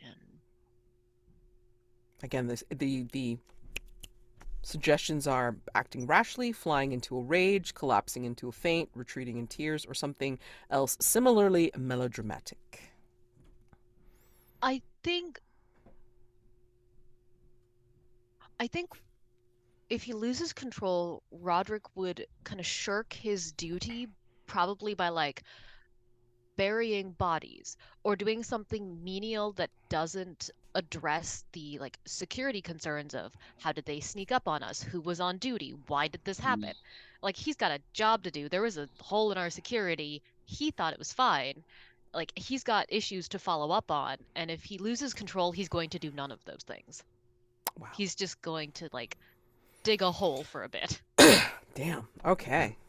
Very Well, angrily digging. Yeah. No one knew a spade was like, that much of a weapon. All right, great. Yeah, go ahead. Roll some endure heartbreak, please.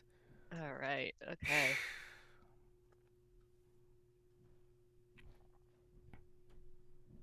I have rolled well, which is not what I wanted. So it's 10 it's 10 on the dice plus 3, so 13. Okay. All right. So you succeed. You do not lose control. I wanted And- to angrily dig a hole. It's okay. Why do Would you have think? been so funny though for Right. Llurywenn to be like, do your duty and nothing else, and then immediately does not do his duty. I know, right? Can you Very imagine funny. sulking through menial work? God. What do you think helps Roderick keep it together? Right. I think it's twofold. Partly it is his duty to address the security concerns of like, how did this happen? Who exactly were our enemies? He's also got the unconscious bad guy to deal with, so he's got to make sure that person is appropriately, restrained and guarded and all that. So he's got the duty pressing on him. He also has enough insight to realize Llurywenn is particularly stressed by this encounter, so because he succeeded that role, he's not going to take her rejection to heart quite so much as he would have otherwise. Because again, he's seen his mom do the whole, okay, I got to be queen now.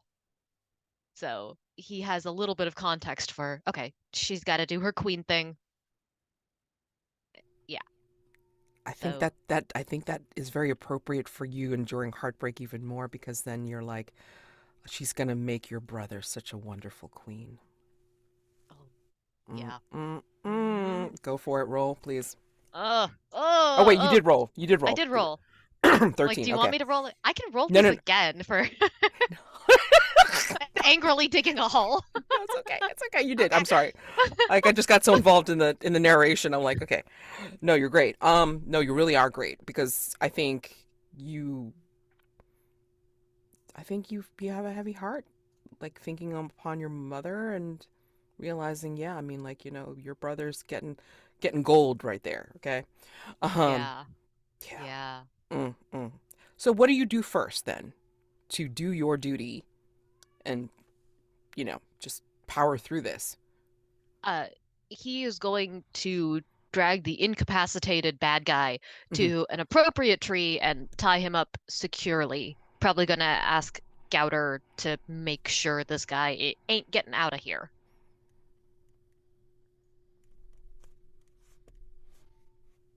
And then while Gauter is like, I'm gonna say that this is pretty fast of just like making sure this guy's restrained. And then I think Roderick needs to talk to Magister Alacritus and Xena, because in the previous session there was the, hey, there might be some arcane threat. We're sending Xena to you specifically to give you advance warning of a threat. Right. So Roderick needs to figure out, like, what the hell? Exactly. No, it's great because Yeah. yeah, that brings in some interesting things here. So, do that in a second. I think Perin, I think you and Llurywenn are dealing with the aftermath of finding out who has made it and who hasn't. I think we've probably set up some sort of makeshift infirmary tent, like wherever the mess hall, quote unquote, was. We've cleared some spaces, and Perrin has gotten them to lay out some of the bodies, both people who have died and dying. He is praying over some of them, and he actually does pray over one of the enemy who died. Like, he's not treating them any differently. So, as he's doing that, maybe Llurywenn is also tending to some people, and he looks over to her and he's like, Princess, it is so pleasing to my heart that you are safe. I'm sorry that I could not be here sooner.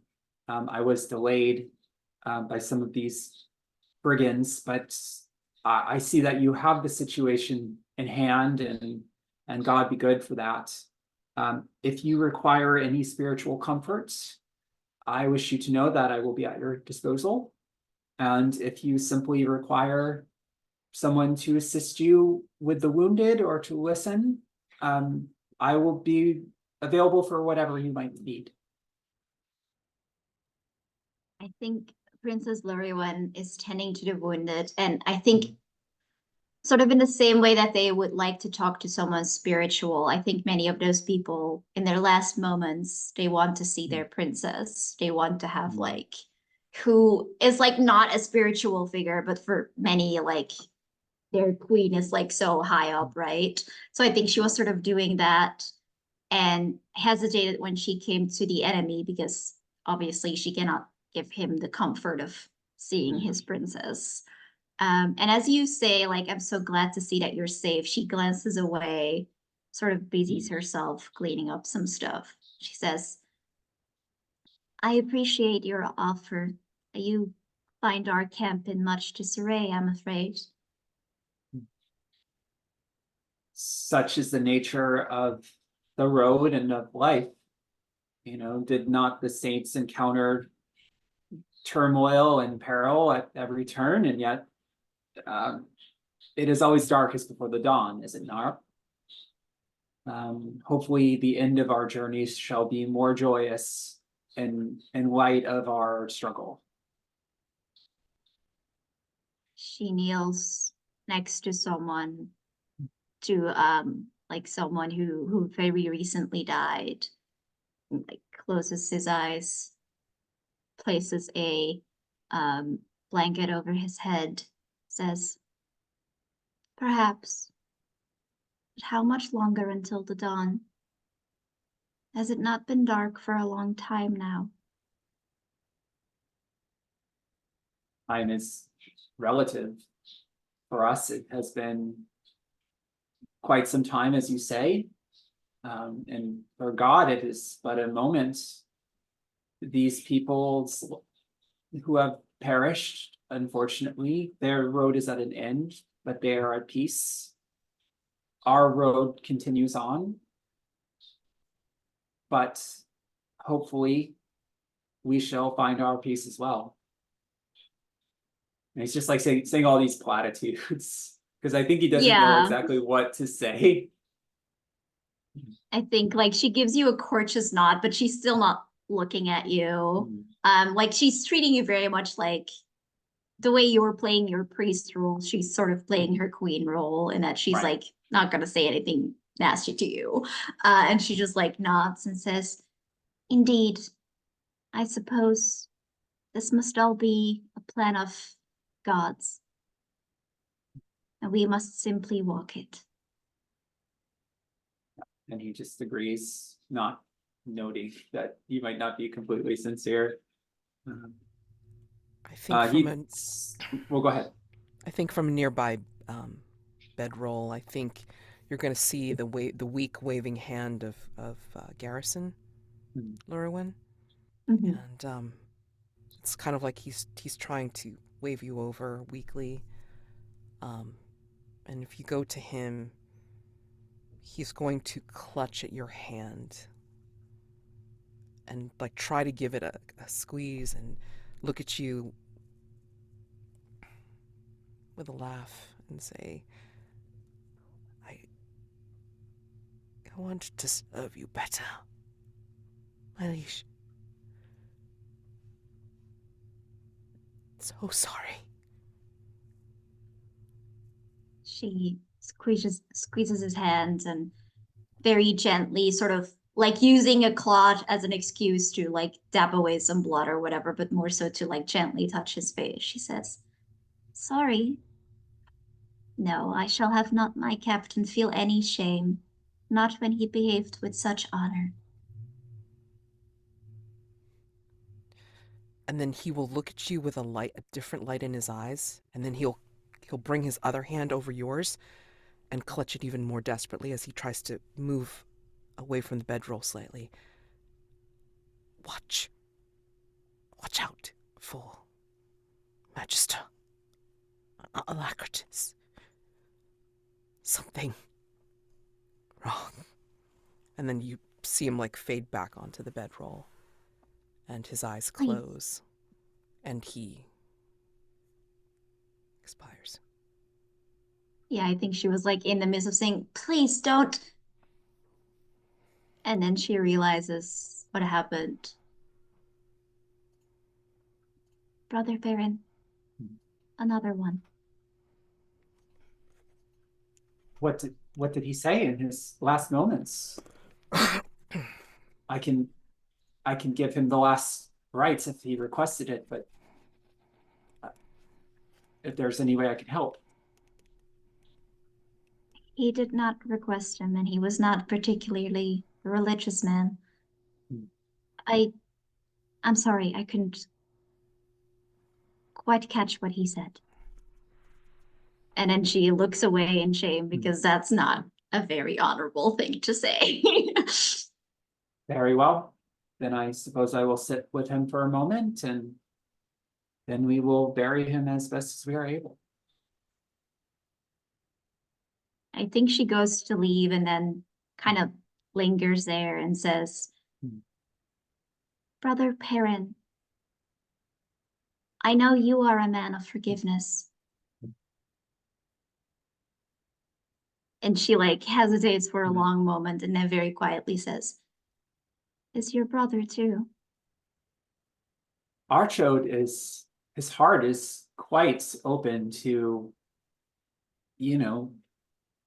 I doubt that you have to worry about him at all.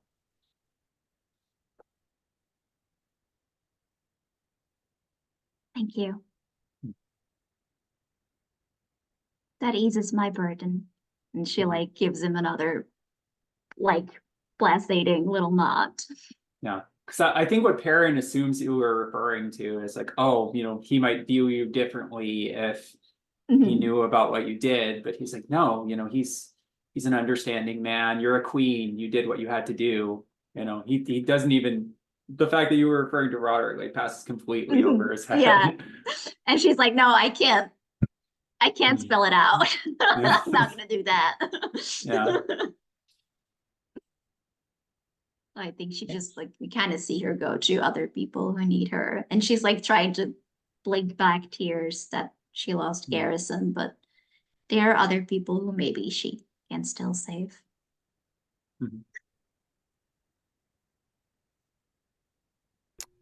Okay. Yeah. So I think Alacritus would be helping people as well. I'm not sure who he would be talking to in this moment, but that's right. I think Roderick would be coming up to you both and being like, what the fuck? Yeah. I mean... Yeah, Roderick needs to have that conversation.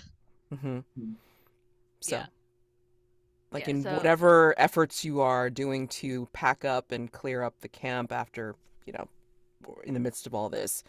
Um, yeah, uh, Riesling, Xena, yeah, Roderick's coming up and probably not looking too nice. yeah, he's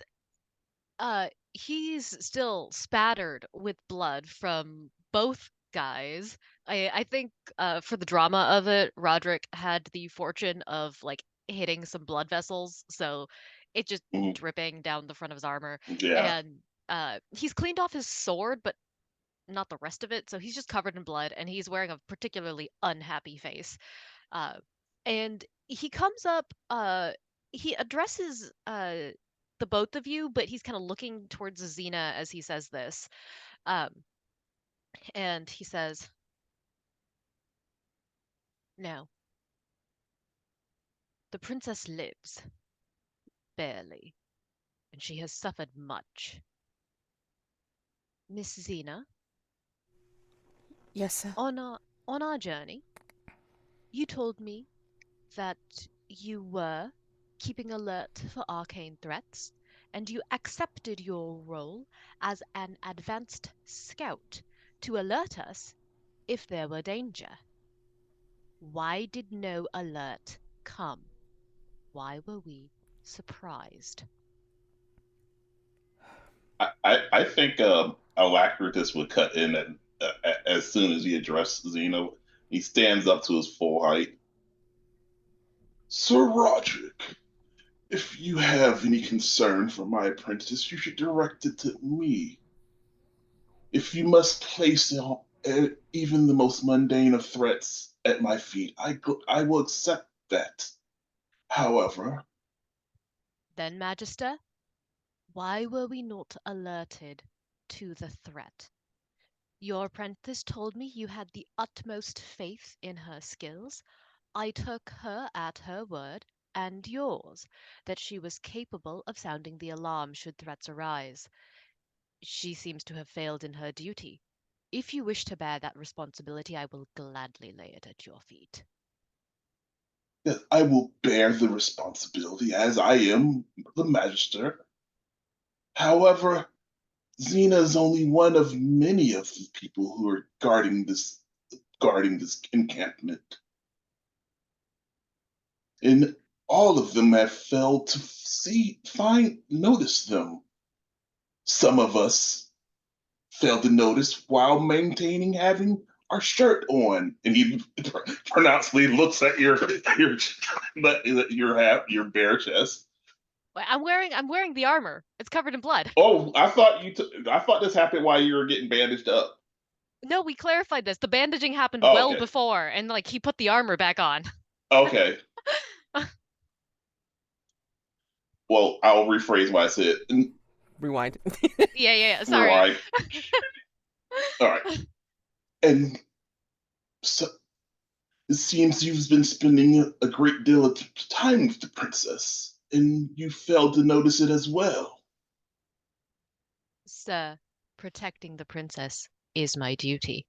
She lives. I have done my duty. Fear not, you make a good point. I shall be having a word with the rest of our scouts to see exactly where our defenses failed. For the two of you, I must know, was there anything arcane about this threat? I do not want this happening in the future. How can we be better prepared for this kind of assault? Uh, there was nothing arcane that I discovered, even having found their wagon for which they had detained your brother Perin. There was nothing magical at all. This was a purely physical, a mundane assault. How they infiltrated our entire encampment without anyone noticing is to this point beyond me. However, And where she's they and staged. Oh, Xena's tugging at your robe, saying uh huh. that's not quite true, Magister Alacritus. Gauter and Sir Bot had shown me the dots that had been used on some of the guards and some of those on watch, and it looks like there's some kind of natural poison that was applied to them. So they obviously took down some of our defenders first, and then came in to invade for nefarious reasons. But yes. And I'm only learning of this now. There were certain things that needed to be done first, sir. It's still surprising that they were able to get the jump on our scouts, since I had given, and I realized that Garrison is no longer alive, so he's regardless. And I just dropped the point that I mentioned that we were being trailed by someone, like when we were first joined, and I was just seeing Garrison as dead. We'll just let that point drop. Okay, so you don't Yes, know Roderick. of course. Yes. Well, there were signs that we were being shadowed before we joined. You see the like surprise and a little bit of like fury across his face.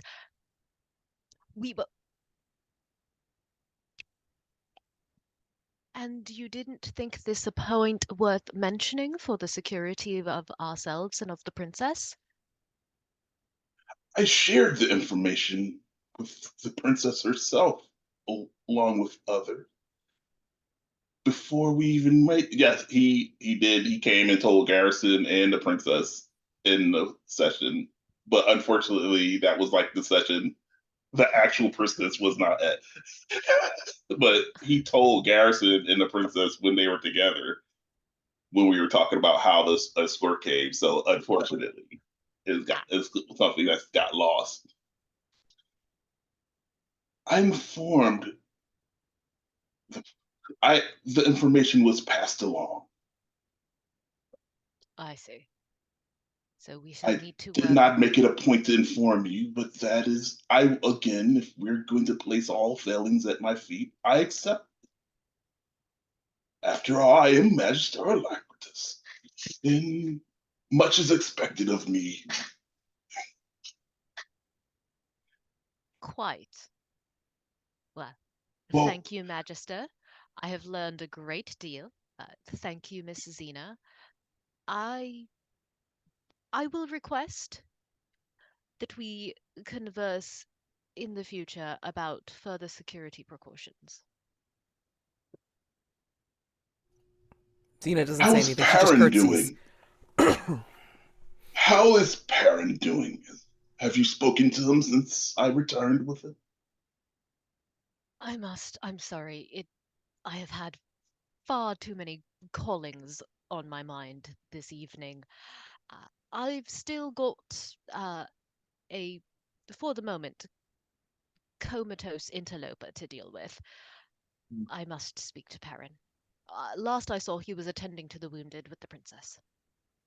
Yes, well, we all need to make sure that we should all venture to avoid any more distractions for the rest of the journey, and we should all make that effort not to let anything stand in the way of the safety of the princess arriving. I will do my part. I hope you will as well as you, Zena, so that this ceremony can go on without any further difficulties. Roderick just raises his eyebrows at you and says, "Quite." And with that, he gives a very short bow and will excuse himself. He will turn like, "We will speak of this later, Zena. But for now, we will continue to tend to the injured." Of course, Magister.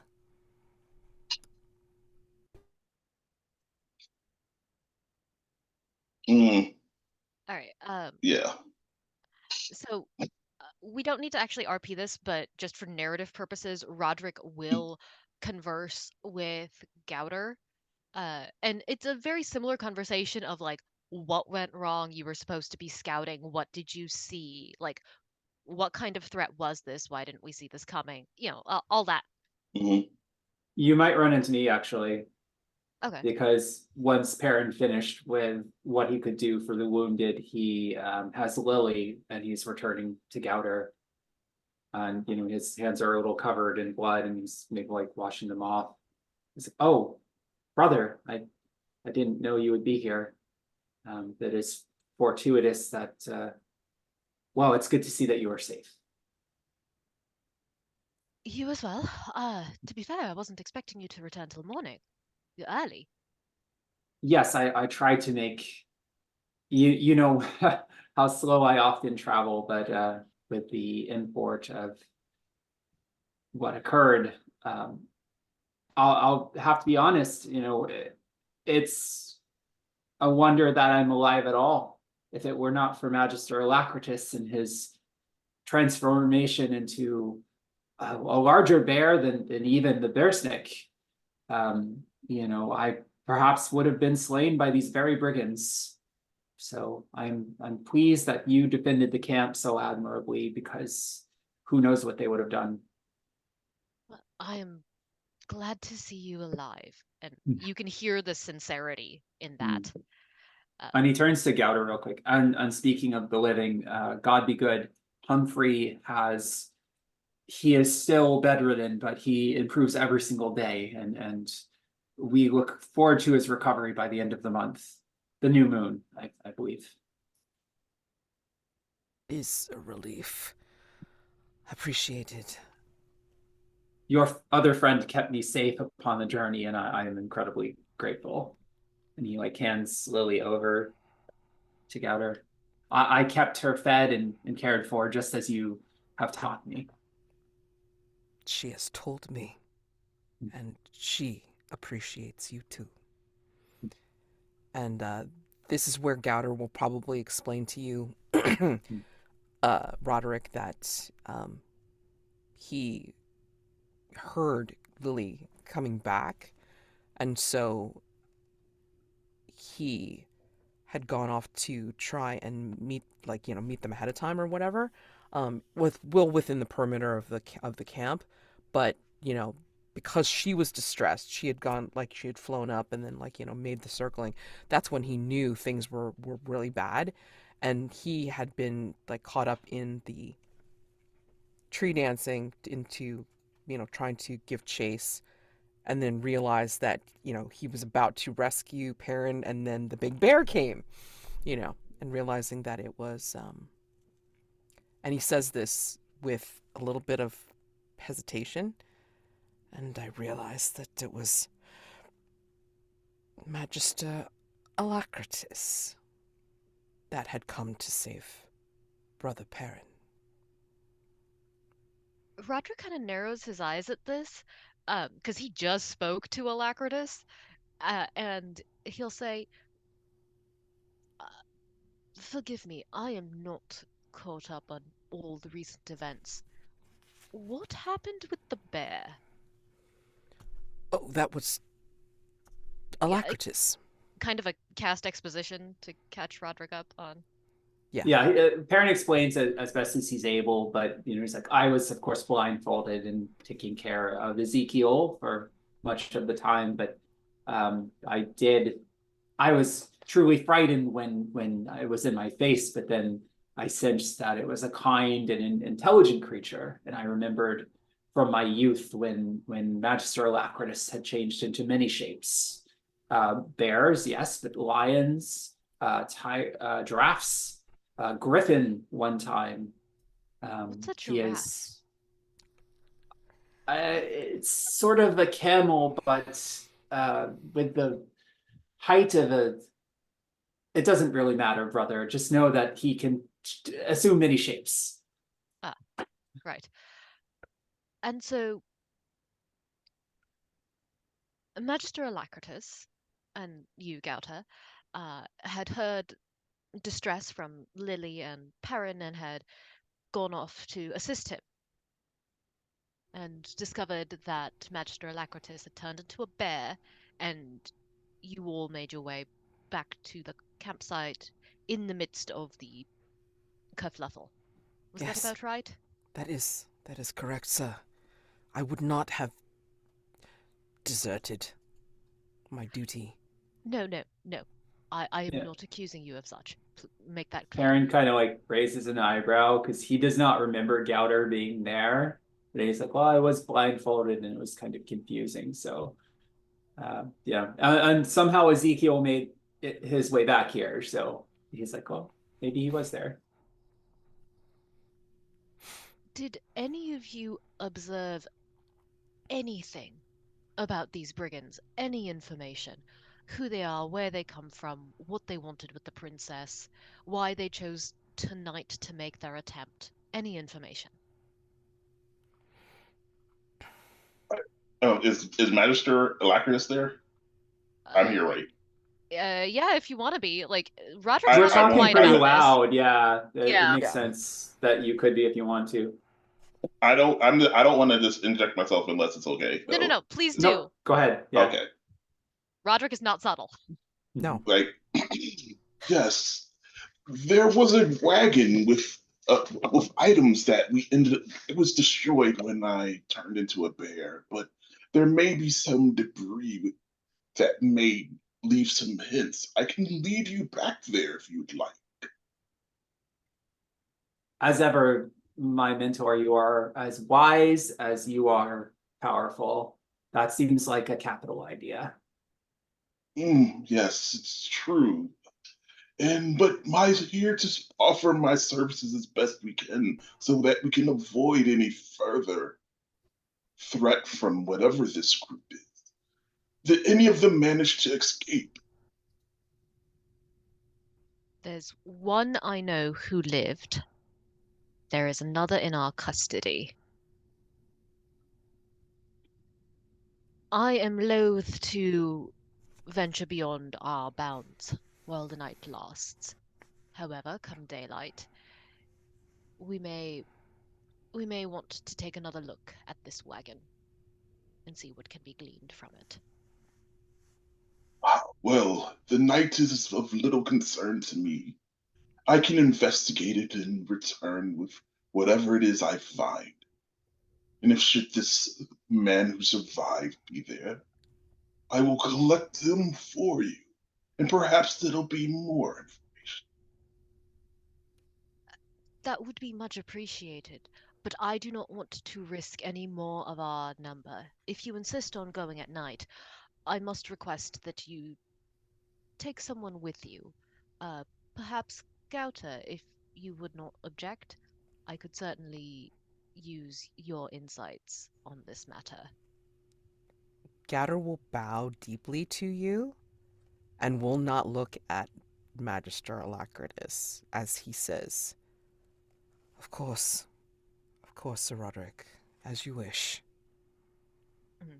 We will do as you say. It would be... I had wanted to speak to Gauter anyway. That's not true. Well, I mean, like, you know, Technically not true.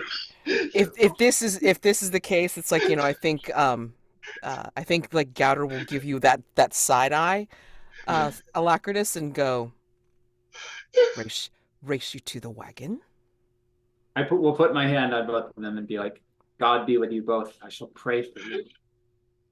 Gauter will put his hand on yours and say, as always, appreciated, Brother Perin. And he will take to the trees, and you'll see him, like, you know, start to run. I like turn and flourish. I'm far too distinguished to race anyone. And when he takes off to the tree, he like starts the Riesling part of him is just like, I must race him. Excellent. Oh my god. Oh my god. That's great. So he starts off at a distinguished walk and Mhm. then progressively gets I do not run, but I may yet have to power walk. Fabulous. Is Riesling still do you still have a virtue marked? Yes, I do. So I'm I literally have gonna pray. ashamed. I'm literally gonna pray for you, and if it works, then Okay. you can unmark your virtue. Ooh. Okay, cool. Okay. So I roll plus destiny, Okay. Mm-hmm. and this might be a miracle, or I might fail, and that either way will be kind of interesting. So 2d6 1. That was not a 1. That was an exclamation mark. I get an 8, so it works, but I suffered misfortune.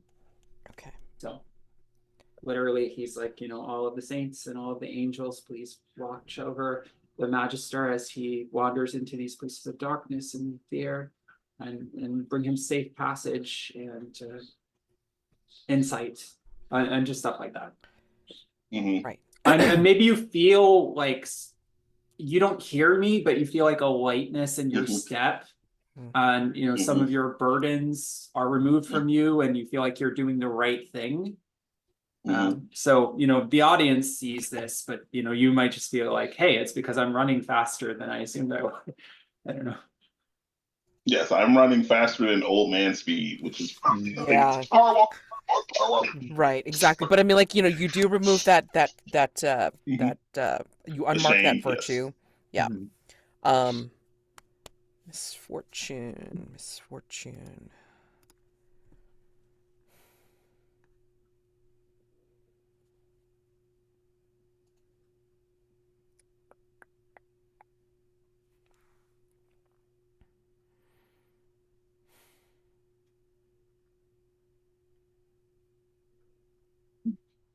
I think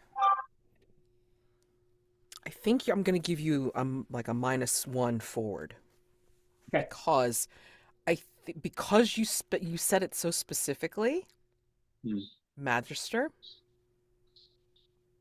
Yeah, you do remove the condition, whatever, but it's not the Magister. So That's true. Yeah. your faith is like kind of unconsciously saying that's not the right person. So you're gonna get a little feedback on that. So yeah, -1 forward on your next roll. Okay. I'm to be honest, I'm happy to just mark something because I feel like -1 forward. We're almost at the end of the session, so it's probably not going to come up. So Okay. if you want, I can just mark like befuddled or weakened maybe because I was expending a lot of. It's been a long day. Put down slowed instead. Slowed. Okay. Yeah. Because I mean, again, you kind of went through a lot. You were trying to make it on time, and it's like, oh shit, whatever. Yeah. So It it's just feels sticking like that'll out. be more meaningful. Mm-hmm. Sure, that's fine. Oh man, but some people gotta heal and comfort you. Jeez. Mhm.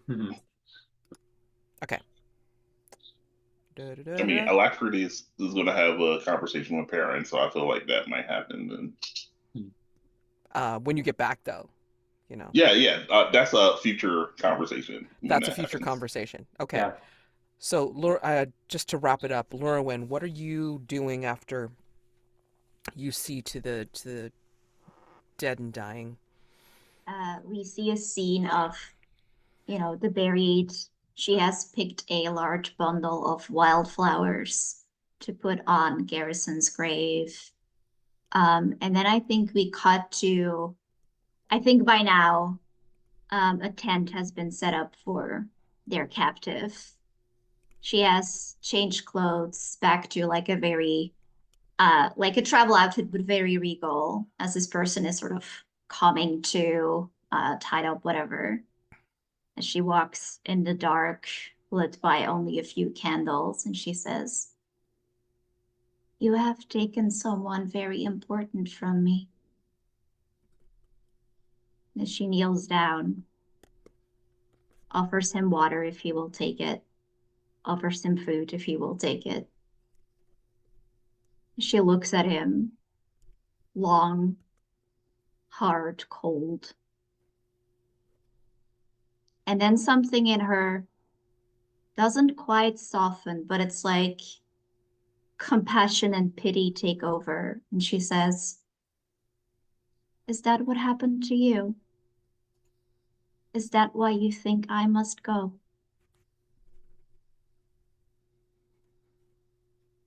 "I am not your enemy.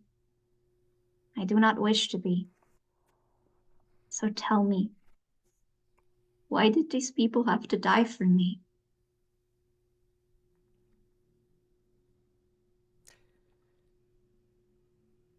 Did you remove his hood? Yeah, did- I think like let's say as I'm trying to give him water and food, I will, or like at now, like when I'm giving this very sincere plea, like Mhm. why did these people have to die for me? I try to take it off to sort of like have that moment so he can see that I'm not here to hurt him. I need answers. You remove his hood, and it's of a scarred face, regular features, except for one detail.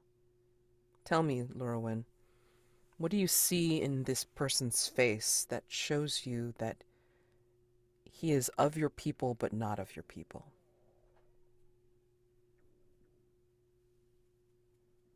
Mm, I think my people tend to have like let me look at the portrait. They have like these very large, like dark eyes, um, like kind of sort of like a little bit flatter noses. And I think she can see like all of these features in him, Mhm. but sort of like the slant of his eyes and like the look in them is like very, very different. She hasn't seen that in her people ever.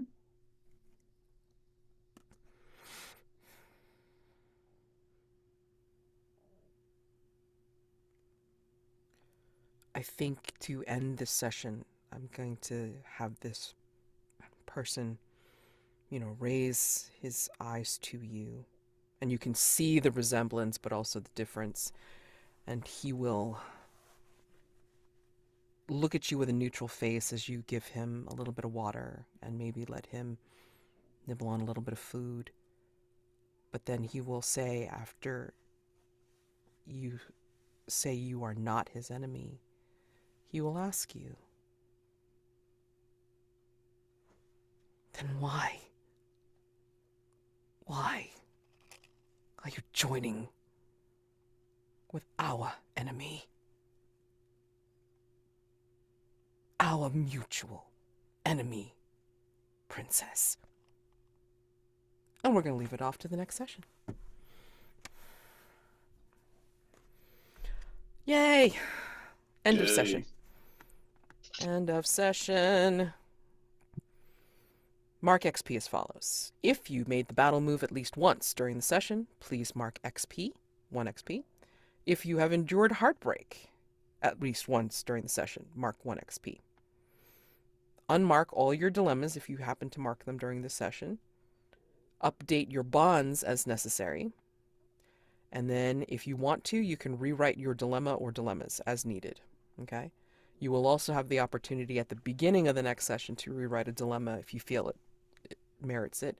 But yeah, this is that opportunity. Okay?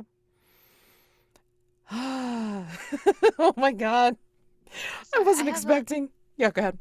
a mechanics question. Sure, go ahead. If I mark Destiny to level up, because I did that at the beginning of the session, am I supposed to clear my XP track when that happens? No. Hold on a second. So Yeah, I don't think so, because it doesn't specifically say that, so. no, I wouldn't clear it. Like, in other words, it's like, you're just earning your points towards leveling up, Yeah. but you have not earned, like, another advancement yet, right? You just boosted your level just for the battle scene. Like, so you don't get like the or actually no, I thought when you use the fulfilling destiny, I thought that you had Give me a second. I thought you had actually just picked out a new playbook move without leveling up, right? So whatever points you had in your XP track, Mhm. that remains until you add more XP, and then you would do another level up. Okay. Yeah, Because because I mean, I've marked enough XP with the end of this session to actually earn the level up. So, perfect. Okay, so then you'd go to the next level. Yeah. okay. And then you would clear your level. Me too. Your I track. leveled up. Perfect. Okay. Yeah, And and you get I, to take an advancement. Exactly. Mm-hmm. Yeah, and I took another playbook move. Play of Malahout, you are a master of secrets. You get +1 on gain insight and 1 to prevail upon on matters related to secrecy. Nice. And I think sort of what we've established is that like her people are very open, but I think that sort of ironically allows her to see very easily when people are not. Exactly. Yeah. You know, like it's not that she's the one keeping secrets, but she can like very easily tell when people I mean, are. you kept this secret from me. Like I Yeah, asked you she's about what learning. Garrison said, and you're nope. She's unfortunately learning. Oh my God, amazing. She's not just your little princess. Unfortunately not. No, I love it though. I love it, love it, love it. Anybody else like, seeing any advancement or Destiny things that they need to ask me about? I No. keep rolling too well. Yeah, I can't get it. I mean, I've Yeah. gotten it from Endure Heartbreak, but that's it. Okay. So. Okay. God. Oh, weird. That's okay, because in my first iteration of Hearts of Camelot, like, David MK had pretty much like didn't earn XP, but I don't know what the hell happened. I mean, like maybe we played it wrong. So it's like, and like he became the Autumn Knight. He got like a property, but didn't advance. It was the weirdest thing ever, I swear. Yep. Anyway, okay, so stars and wishes. My gosh. I'm gonna just go first because. Stars to all the trouble that everybody got into this session, and a star first for Alex for having Perin experience misfortune by being captured by these same brigands, bandits, whatever, which was perfect because it just creates more questions than gives answers, because it's like, Alacritus, Gauter, like, now we're thinking about timeline. It's like, why why was there such a hole in security that these brigands were able to sneak up on the camp and do what they did? It's perfect. Absolutely perfect. Llurywenn, just that taking a stand and showing like, warrior princess like vibes or warrior queen vibes. It's like, oh, you mess with my people, you mess with me, oh shit, I'm gonna make you pay. I love it. That was just brilliant. Roderick alternating between like, himbo and then knowing his duty, trying to do his duty, and then like accepting the fact that like from his past he understands what Llurywenn has to do to compartmentalize her life, but then it also hurts like hell, and it was just beautiful. That was awesome. And then Alacritus, you play between Alacritus being such a blowhard, but then also we see Riesling underneath. And it's interesting to see you like, get torn by that dichotomy a little bit, Jonn. So I love it, and I can't wait to see more of it. And Gauter's like suspicious as hell of you. So I want to see this conversation as well. I mean, I'm suspicious of hell of Gauter, so I mean, it works out for It everyone. works out. I mean, you guys could be best buds or like, bad enemies by the end. I can't wait to see what happens.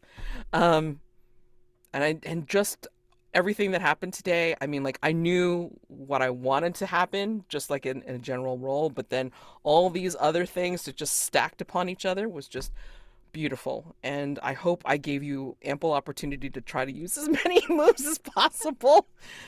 I mean, we want to see the mechanics of the game, sure, but I mean, damn, I mean, everything just kept on flowing into each other, and I love it. Thank you.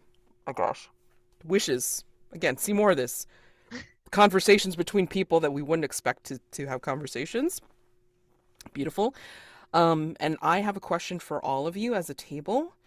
How much hidden information are you okay with? Because from today's session alone, I have some good ideas about the impending climax.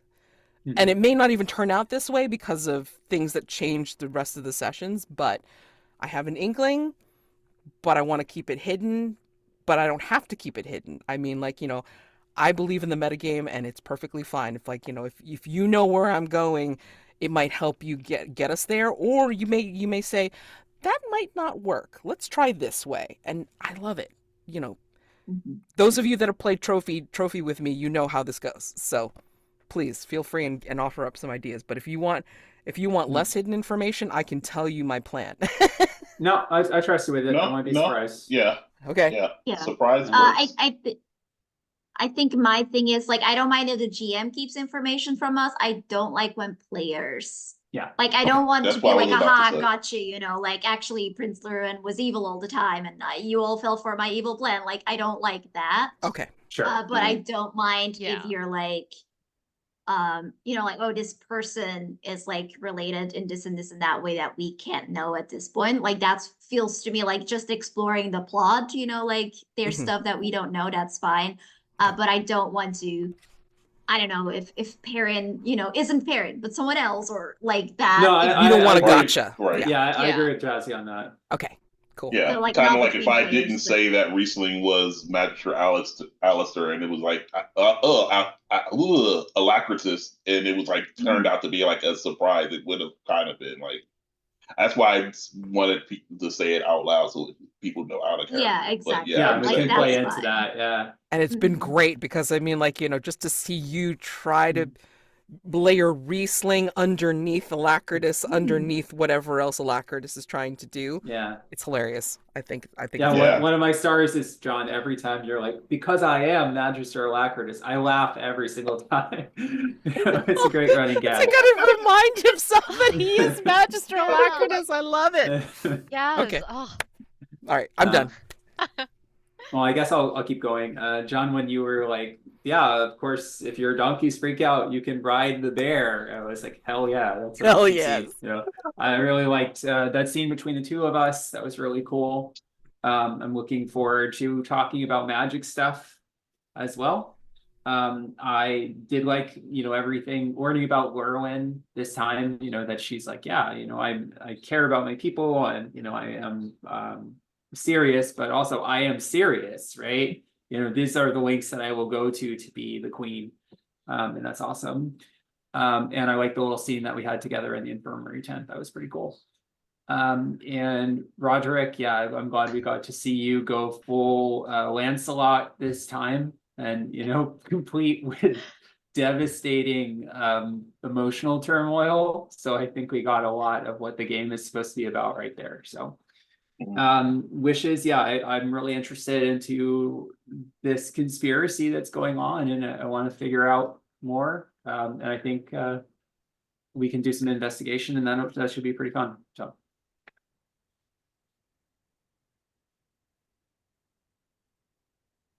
No, I guess I can go next. I really liked the interaction between Llurywenn and Roderick, especially the whole injury. Like, I'm not injured. I'm just so. Ooh, okay, I might be hurt a little bit. It's just like that whole situation. It was just, I love that. Like being captured and thinking like, oh no, I have to I have to get out of this situation. Something bad is going to happen. What and having to think of something that makes sense for what Riesling could do that would seem like a powerful archmage could do. And then finding Perin right there and being able to go through the whole it's clearly like as the bear, he kind of like nuzzled Perin, which is not something Magister Alacritus probably would do, but it's absolutely something Riesling would do. And so he just like subtly keeps when he doesn't think about it, giving himself away in like little ways. So being able to get that and then get the reaction from Perrin, like you can just feel that there's like it's like he is receiving the adoration that I feel like Perrin has for Alacritus, which is like, great. It's probably going to be the hardest part for Riesling. Also, I am loving the characters. I love that. I love the setup you did, Mad. Like what happened at the camp, the flashback to before. I'm not. I'm just bouncing all over the place. The whole talking to the bishop, and the bishop is just like slowly, unwittingly crushing Aaron. Oh, I love that. And Garrison dying, and his last words being he's like, you douche.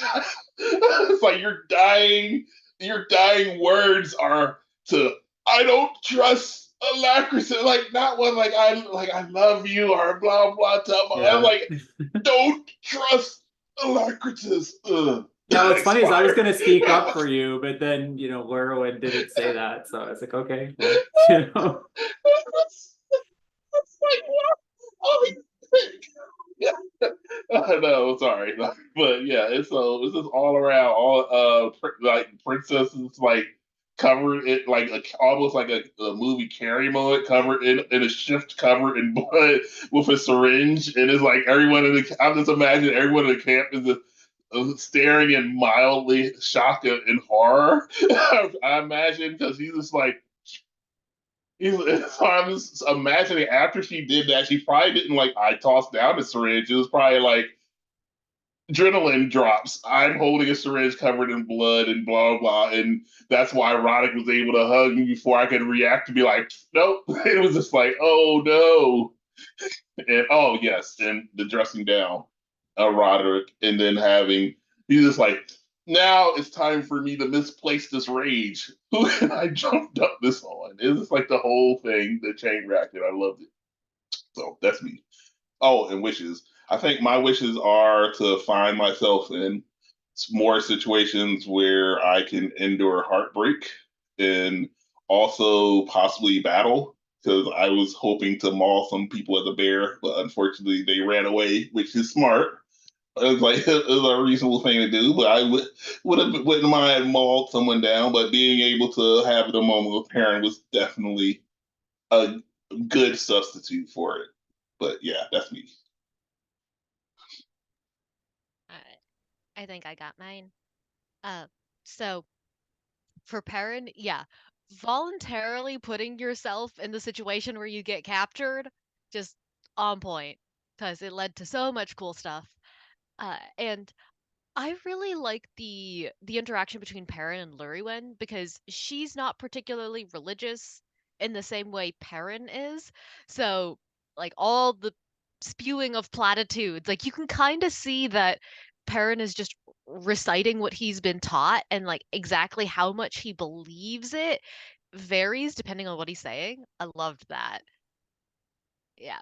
And then for Alacritus for Riesling, just to reiterate, I love that every time you have to state, I am Magister Alacritus. And the number of times you've done that, like, I feel even Roderick is getting suspicious now of like, you failed in your duty one too many times. Like, what gives? So, like, as we get closer and closer to that reveal, it's like, ah, yes, build that drama.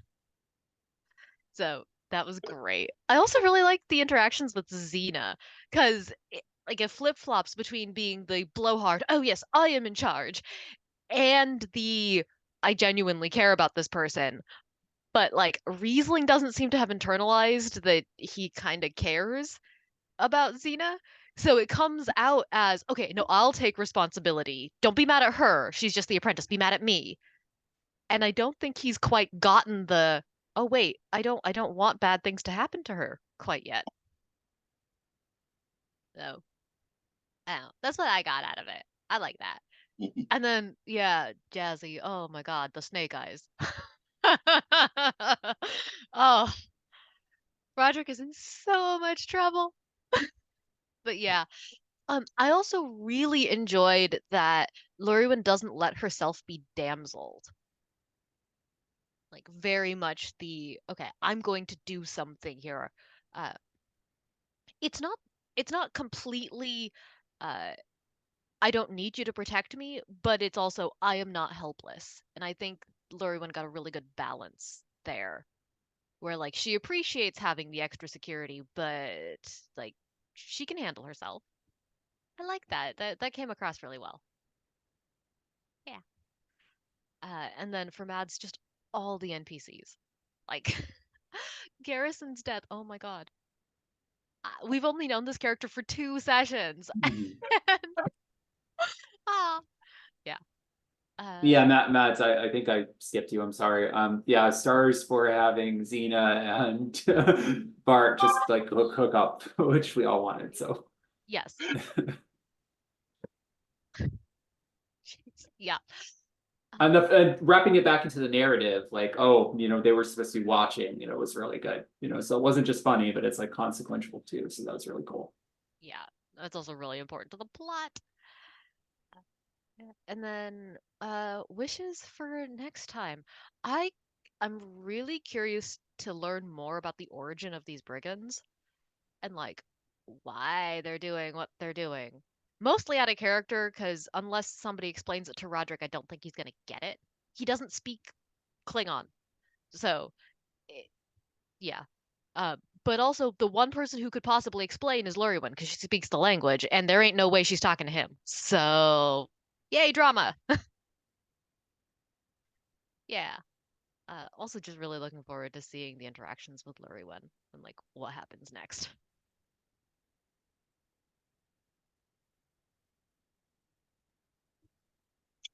Yeah, were you done? Yeah, go for it. Okay, so I don't interrupt you. Yeah, stars.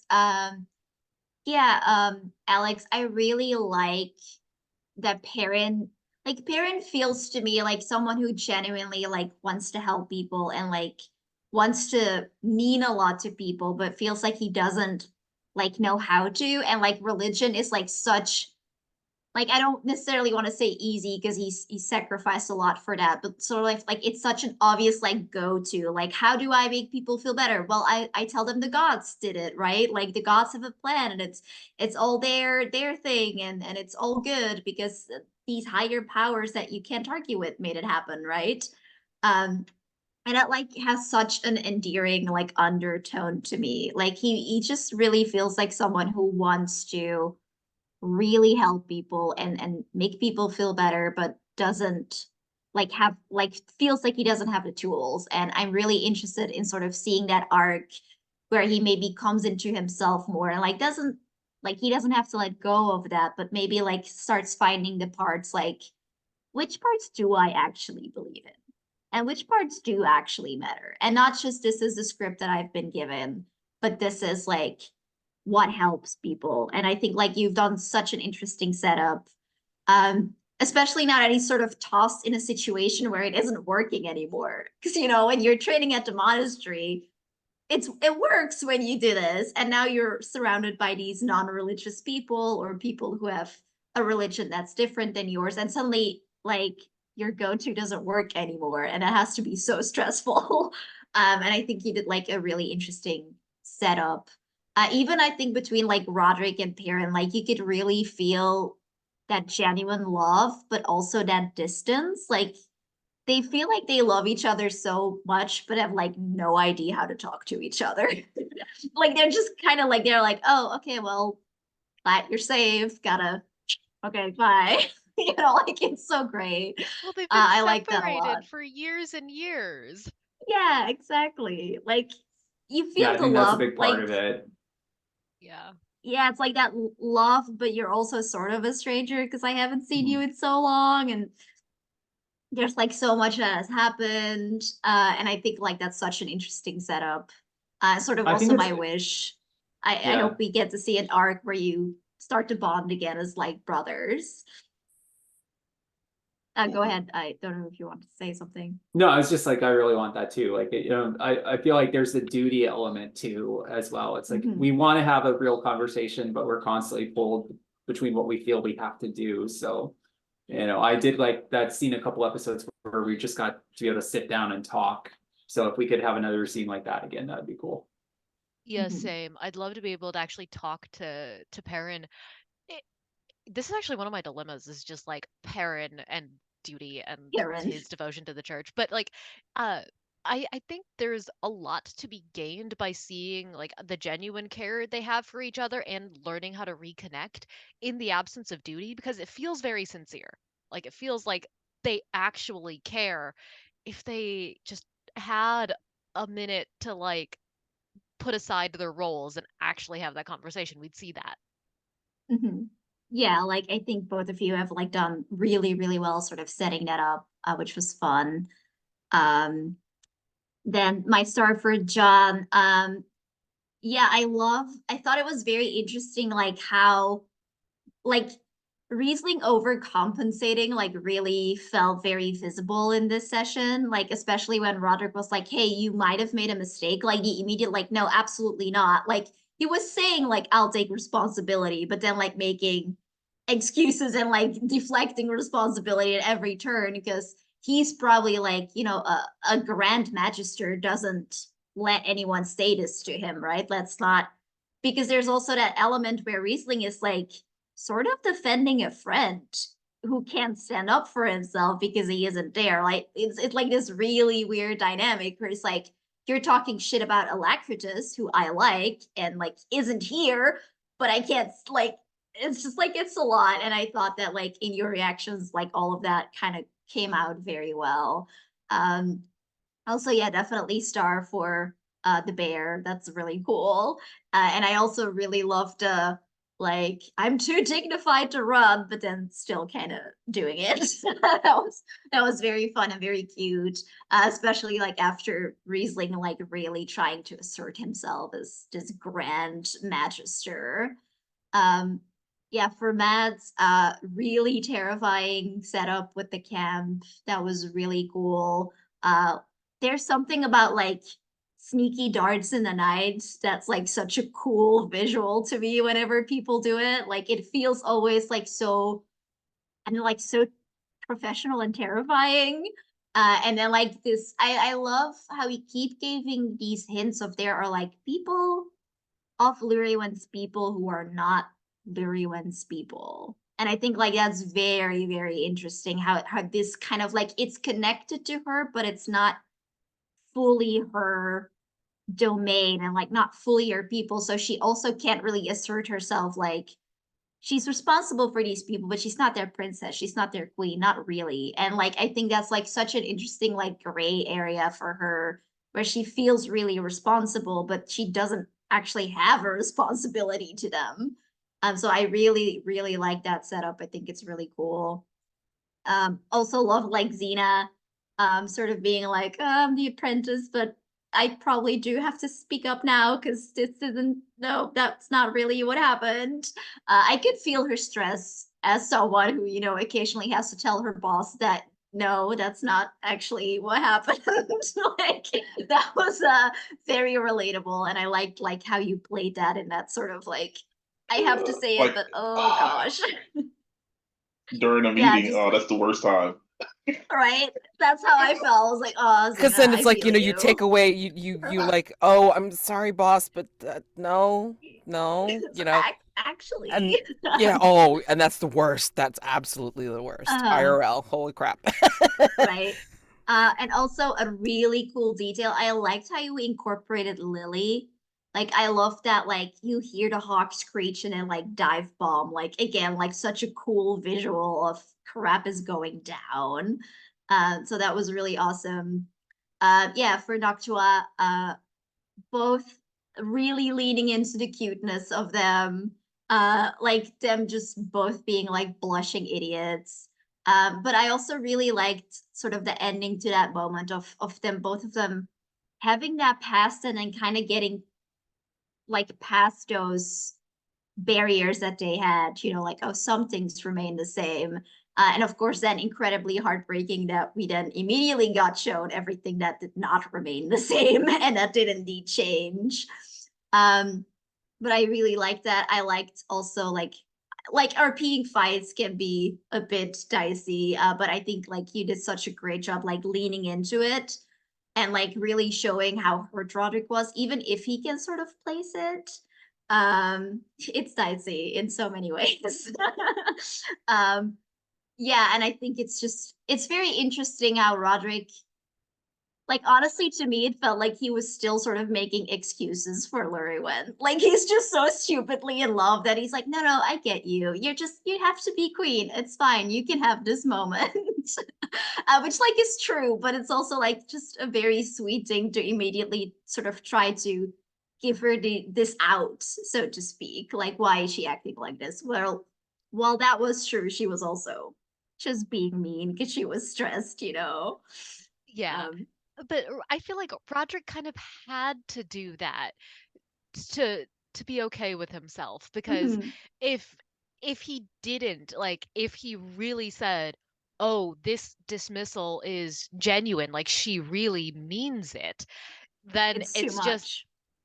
yeah, it kind of feels like a okay, I'm sorry, but I have to switch systems here, but it feels like a broken paladin oath, because like for mechanically, Roderick is her champion, and nothing destroys him quite so effectively as Llurywenn denying him. Mhm. So, like, if he really believes that she like dismisses him and does not want him back, like I'd have to reclass the character. So Roderick has to give himself this excuse of like she is simply doing her duty. And if Llurywenn does manage to convince him that she's genuine, like doesn't want him, doesn't want this, then yeah, Mads, I might have to like become a villain or something. Yeah, but yeah, I just really Boy. love like because I think like all of that like really came out and it's just like there's there's one truth that Roderick can't accept, right? Like he can deal with basically anything in the world except Llurywenn does not want me around and she like does not want slash need my protection.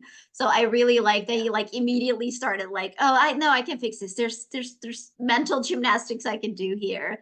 Yeah.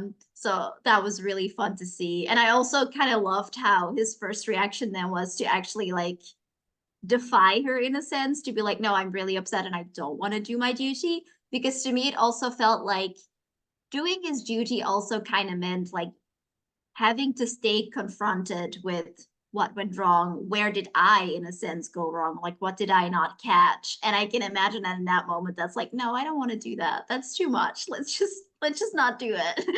Yeah. But then like I love sort of how, yeah, how that like how that snowballed into everything else. Um, which is, yeah, I'm very interested to see like what the repercussions are of this between Llurywenn and Roderick, because both of them kind of know that this was just like lashing out in stress, but there is also the reality that, you know, the safety was compromised and sort of that reminder of duty and all of that. So I'm wondering like how long and how much that's going to affect them, or if it's just like, no, I'm so sorry, please don't be mad at me. Because honestly, I can see them go either way.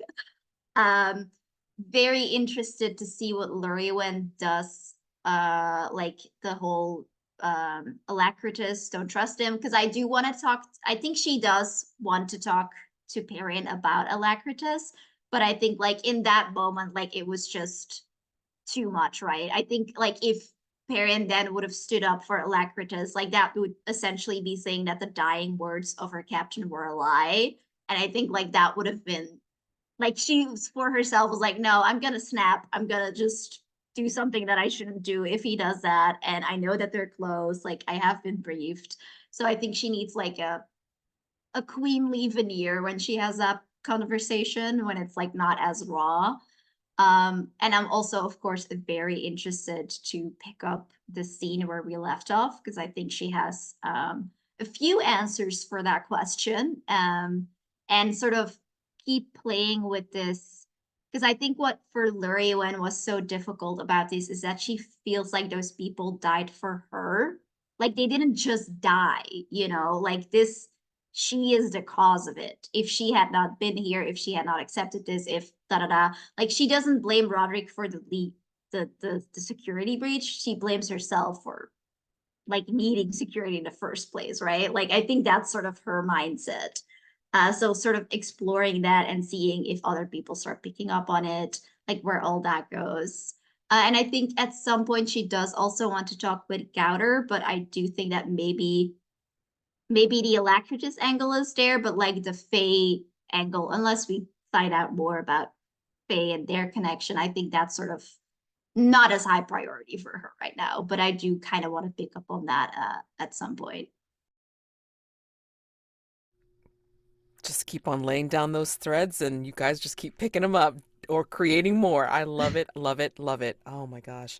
I can't tell you how cinematic a lot of these moments today felt, and I was here for it. And so much so that I was starting to forget, like, oh, we need to do some mechanics. Okay. Until you actually say, oh, do I do a roll here? I'm like, yeah, sure. Yeah, because it's like I'm very interested in your stories. God dang it. I'm so sorry. So anyway, left off at a great point.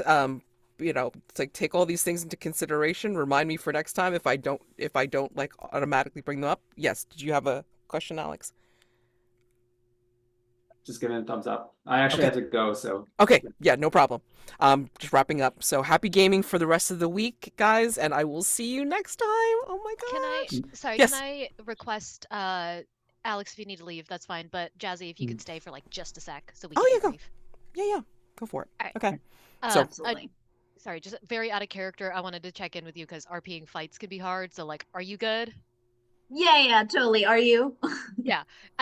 I wanted to make sure that we handled that just in case, because No, yeah, absolutely. Yeah, that's Okay. also why I said it as a star. Like, I get that it's like it can feel, especially like pulling rank and like that kind can feel very unfair. Like, just because I made this character choice. But no, I felt like it kind of had to happen because they were like too sweet, and we had to have like really bring that drama.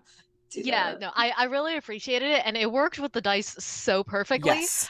Yes. So that I hated was us. so good. Interpretation was brilliant, Jazzy, I have to say. I mean, like I mean, like people would have gone for like, some of the usual shtick, but I mean, just the choice of like, taking on the veneer and being like, oh no, we're gonna close off now. We're not gonna let it all out. We're gonna close off, and we are going to give him the full brunt of our royalty. And So Yeah. it hit just as hard because you have to remember, Roderick may be the second son, but he is himself royal.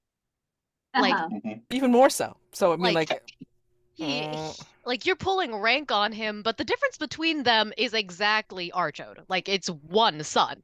Yeah. So Yeah. it's like you're pulling rank, but you're barely 6 centimeters above his station.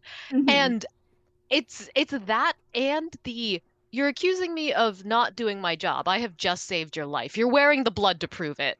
Like, Right. really? Yeah, I was gonna go like even harder on like, oh, you think this is safe? But I was like, I don't think she would like quite go that far. Mhm. Not Like yet. because I think like she snapped, but like simultaneously was trying to, like it's more like that's what got through to her, like really trying not to say anything, right? Like she's not the type, I think, to like keep going and this and that, but it's like the little bit that she couldn't just. Yeah. Escape through the filter.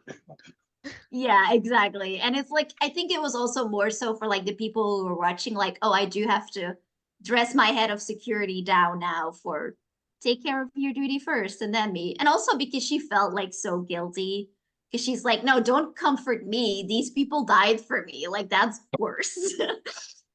Amazing. I mean, Yeah. and like I could picture this in my head. I was just like, oh my God, these camera angles are just insanely good. It's like on her being like so aloof, and then like Roderick not looking back, and then just like, like centering on his face, just like as he's dragging this guy out. And it's like, oh my God, Intense. just kill me. So good. Sorry. Yeah. Yeah, So I did hope love that Roderick Alacritus- talked back. That was really interesting to me because I was like, I kind of expected him to just fully be like, okay, I'll take it, especially because you were like, oh, he understands what she's doing. But I love that even in that moment, he had a little bit of like, hey, don't talk to me like that. Yeah, because again, he is himself royal. Like he Mhm. knows what you're doing, and he's Right. playing security for like duty to his brother, and because he genuinely cares about you. He is not a hired captain who's simply doing a job. Right. Like he is Like invested in this. the difference in rank is like literally by his choice. Hmm. Yeah. Like Yeah. literally him choosing to be a knight on this mission and not like royalty. And then she goes like, hey, do your duty. Oh man, amazing. Yeah. So But no, yeah, no, I was totally fine with it. And I can't wait to see what other dramatic slip up / fights they might have. I have ideas. This is gonna be real interesting. But yeah, Gotta be so bad. yeah. be Thank you so so much for going this way and for checking in. I appreciate it. I feel like it's a good safety tool, especially when you're RPing Yes. something intense. So Yeah. yeah, thanks. Exactly. Thank you for checking in with each other. It's great. Oh my Yeah, I god. did also want to point. I know I took some cheap digs at Roderick, so I hope that was okay. Oh yeah, I mean, they yeah, weren't you're really fine. bad, but it's just like I was like trying to dial it back because I think Riesling would take the cheap dig, but Alacritus wouldn't. So Yeah. Which should be even more of a hint of like, wait, what's going on Like, here? why is this Grand Magister like going for Being the snippy? Oh, I Being- saw you being with the princess. Yeah, you know? right, he's been spending a lot of time with the princess. Maybe. It's like, Yeah, what? it's like I feel even with Roderick's himbo-ness, that's enough to say, wait a minute, there's something wrong with Alacritus. Exactly, right? I mean, like, it it's was gotta like be. so it was so petty defensive that like to me like it came across almost as a little bit funny that Riesling was just like, I'm just gonna say all the terrible things that I can think of so you don't question me. And Roderick I don't being know, like, I don't know what to do. like, the hell, I'm doing my job. What were you doing? And Exactly. yeah. So out of character, no, we're fine. Like that's totally fine. Don't worry about it. I think it came off really well. Mhm. I love Really how did. in character everyone is like so tense right now, and out of character, like, yes. Like, you guys are Bravo. relishing it, which I love. It's just so good. Oh my god! And then like I'm like, you know, I should probably go back and reread the chat, which probably has even more gems in it or something, you know? God, I feel like every time Roderick's talking, I have to focus on like doing the RP, but the chat just goes. So I don't catch it. I'm like watching and I'm like, I'm oh sorry. no. I know. Like I might be a primary culprit. I should probably try to dial back, but I can't help. No, No, not I at love all. it. Like it's glorious, and I have to go back and read it and go, oh God, Roderick is an idiot. Yeah. And for me, like honestly, like it's also a good tool for me because I know that I tend to like, you know, like the last scene with Llurywenn, I tend to go like very intense and emotional. And it's like really good for me to see like people like still chatting and making jokes so that I know like out of character people are like still yeah. having fun, right? They're like not Mhm. sitting here like, oh, eesh, oof. You know, Well, like, they I don't mean, want that to happen. for my facial expressions, yes, that is the case. But I'm also reading the chat and going, oh my god, what the fuck? Yeah.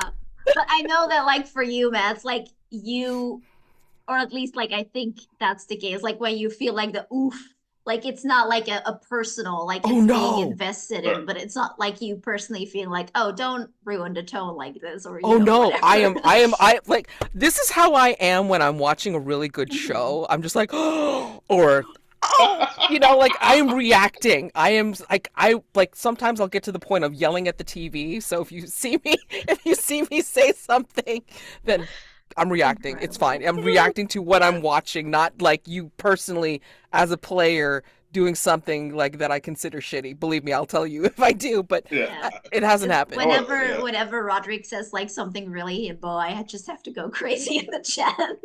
Yes. What's a giraffe? Yeah. Like, Oh my so- god! Yeah. Oh, that was just so fucked up. No. What? I was like, what? Why? Why? Giraffe? I've never Roderick's slayed a never been to giraffe. the zoo. Yeah.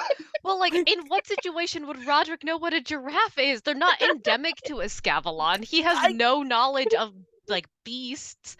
So, But it was just so perfect. It was just They're horrible monsters that roam the country.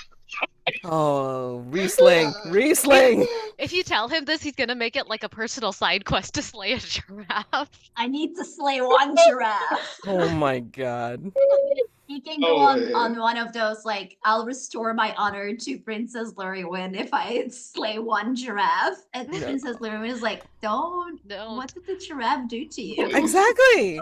I don't know. I've never seen one. Oh my The god. I heard they're Scourge. very big, which must mean they're very dangerous. Oh my god, you guys are so great. Holy crap. Oh, and then Sounds in right. answer to your question, Jazy, I don't know. I have to look at my schedule and go, when do I have time to run something with deathmatch? Run it for me. I know. No, I mean, wanna timing, play it. scheduling. We'll see. We'll see. I mean, like, I got to get through my series stuff first, so we'll see how that goes. Very valid. But thank you again, all. I mean, enjoy your week. Happy gaming, and I will see you for next time. Oh my gosh. All right. All right, bye, See ya. y'all. Bye.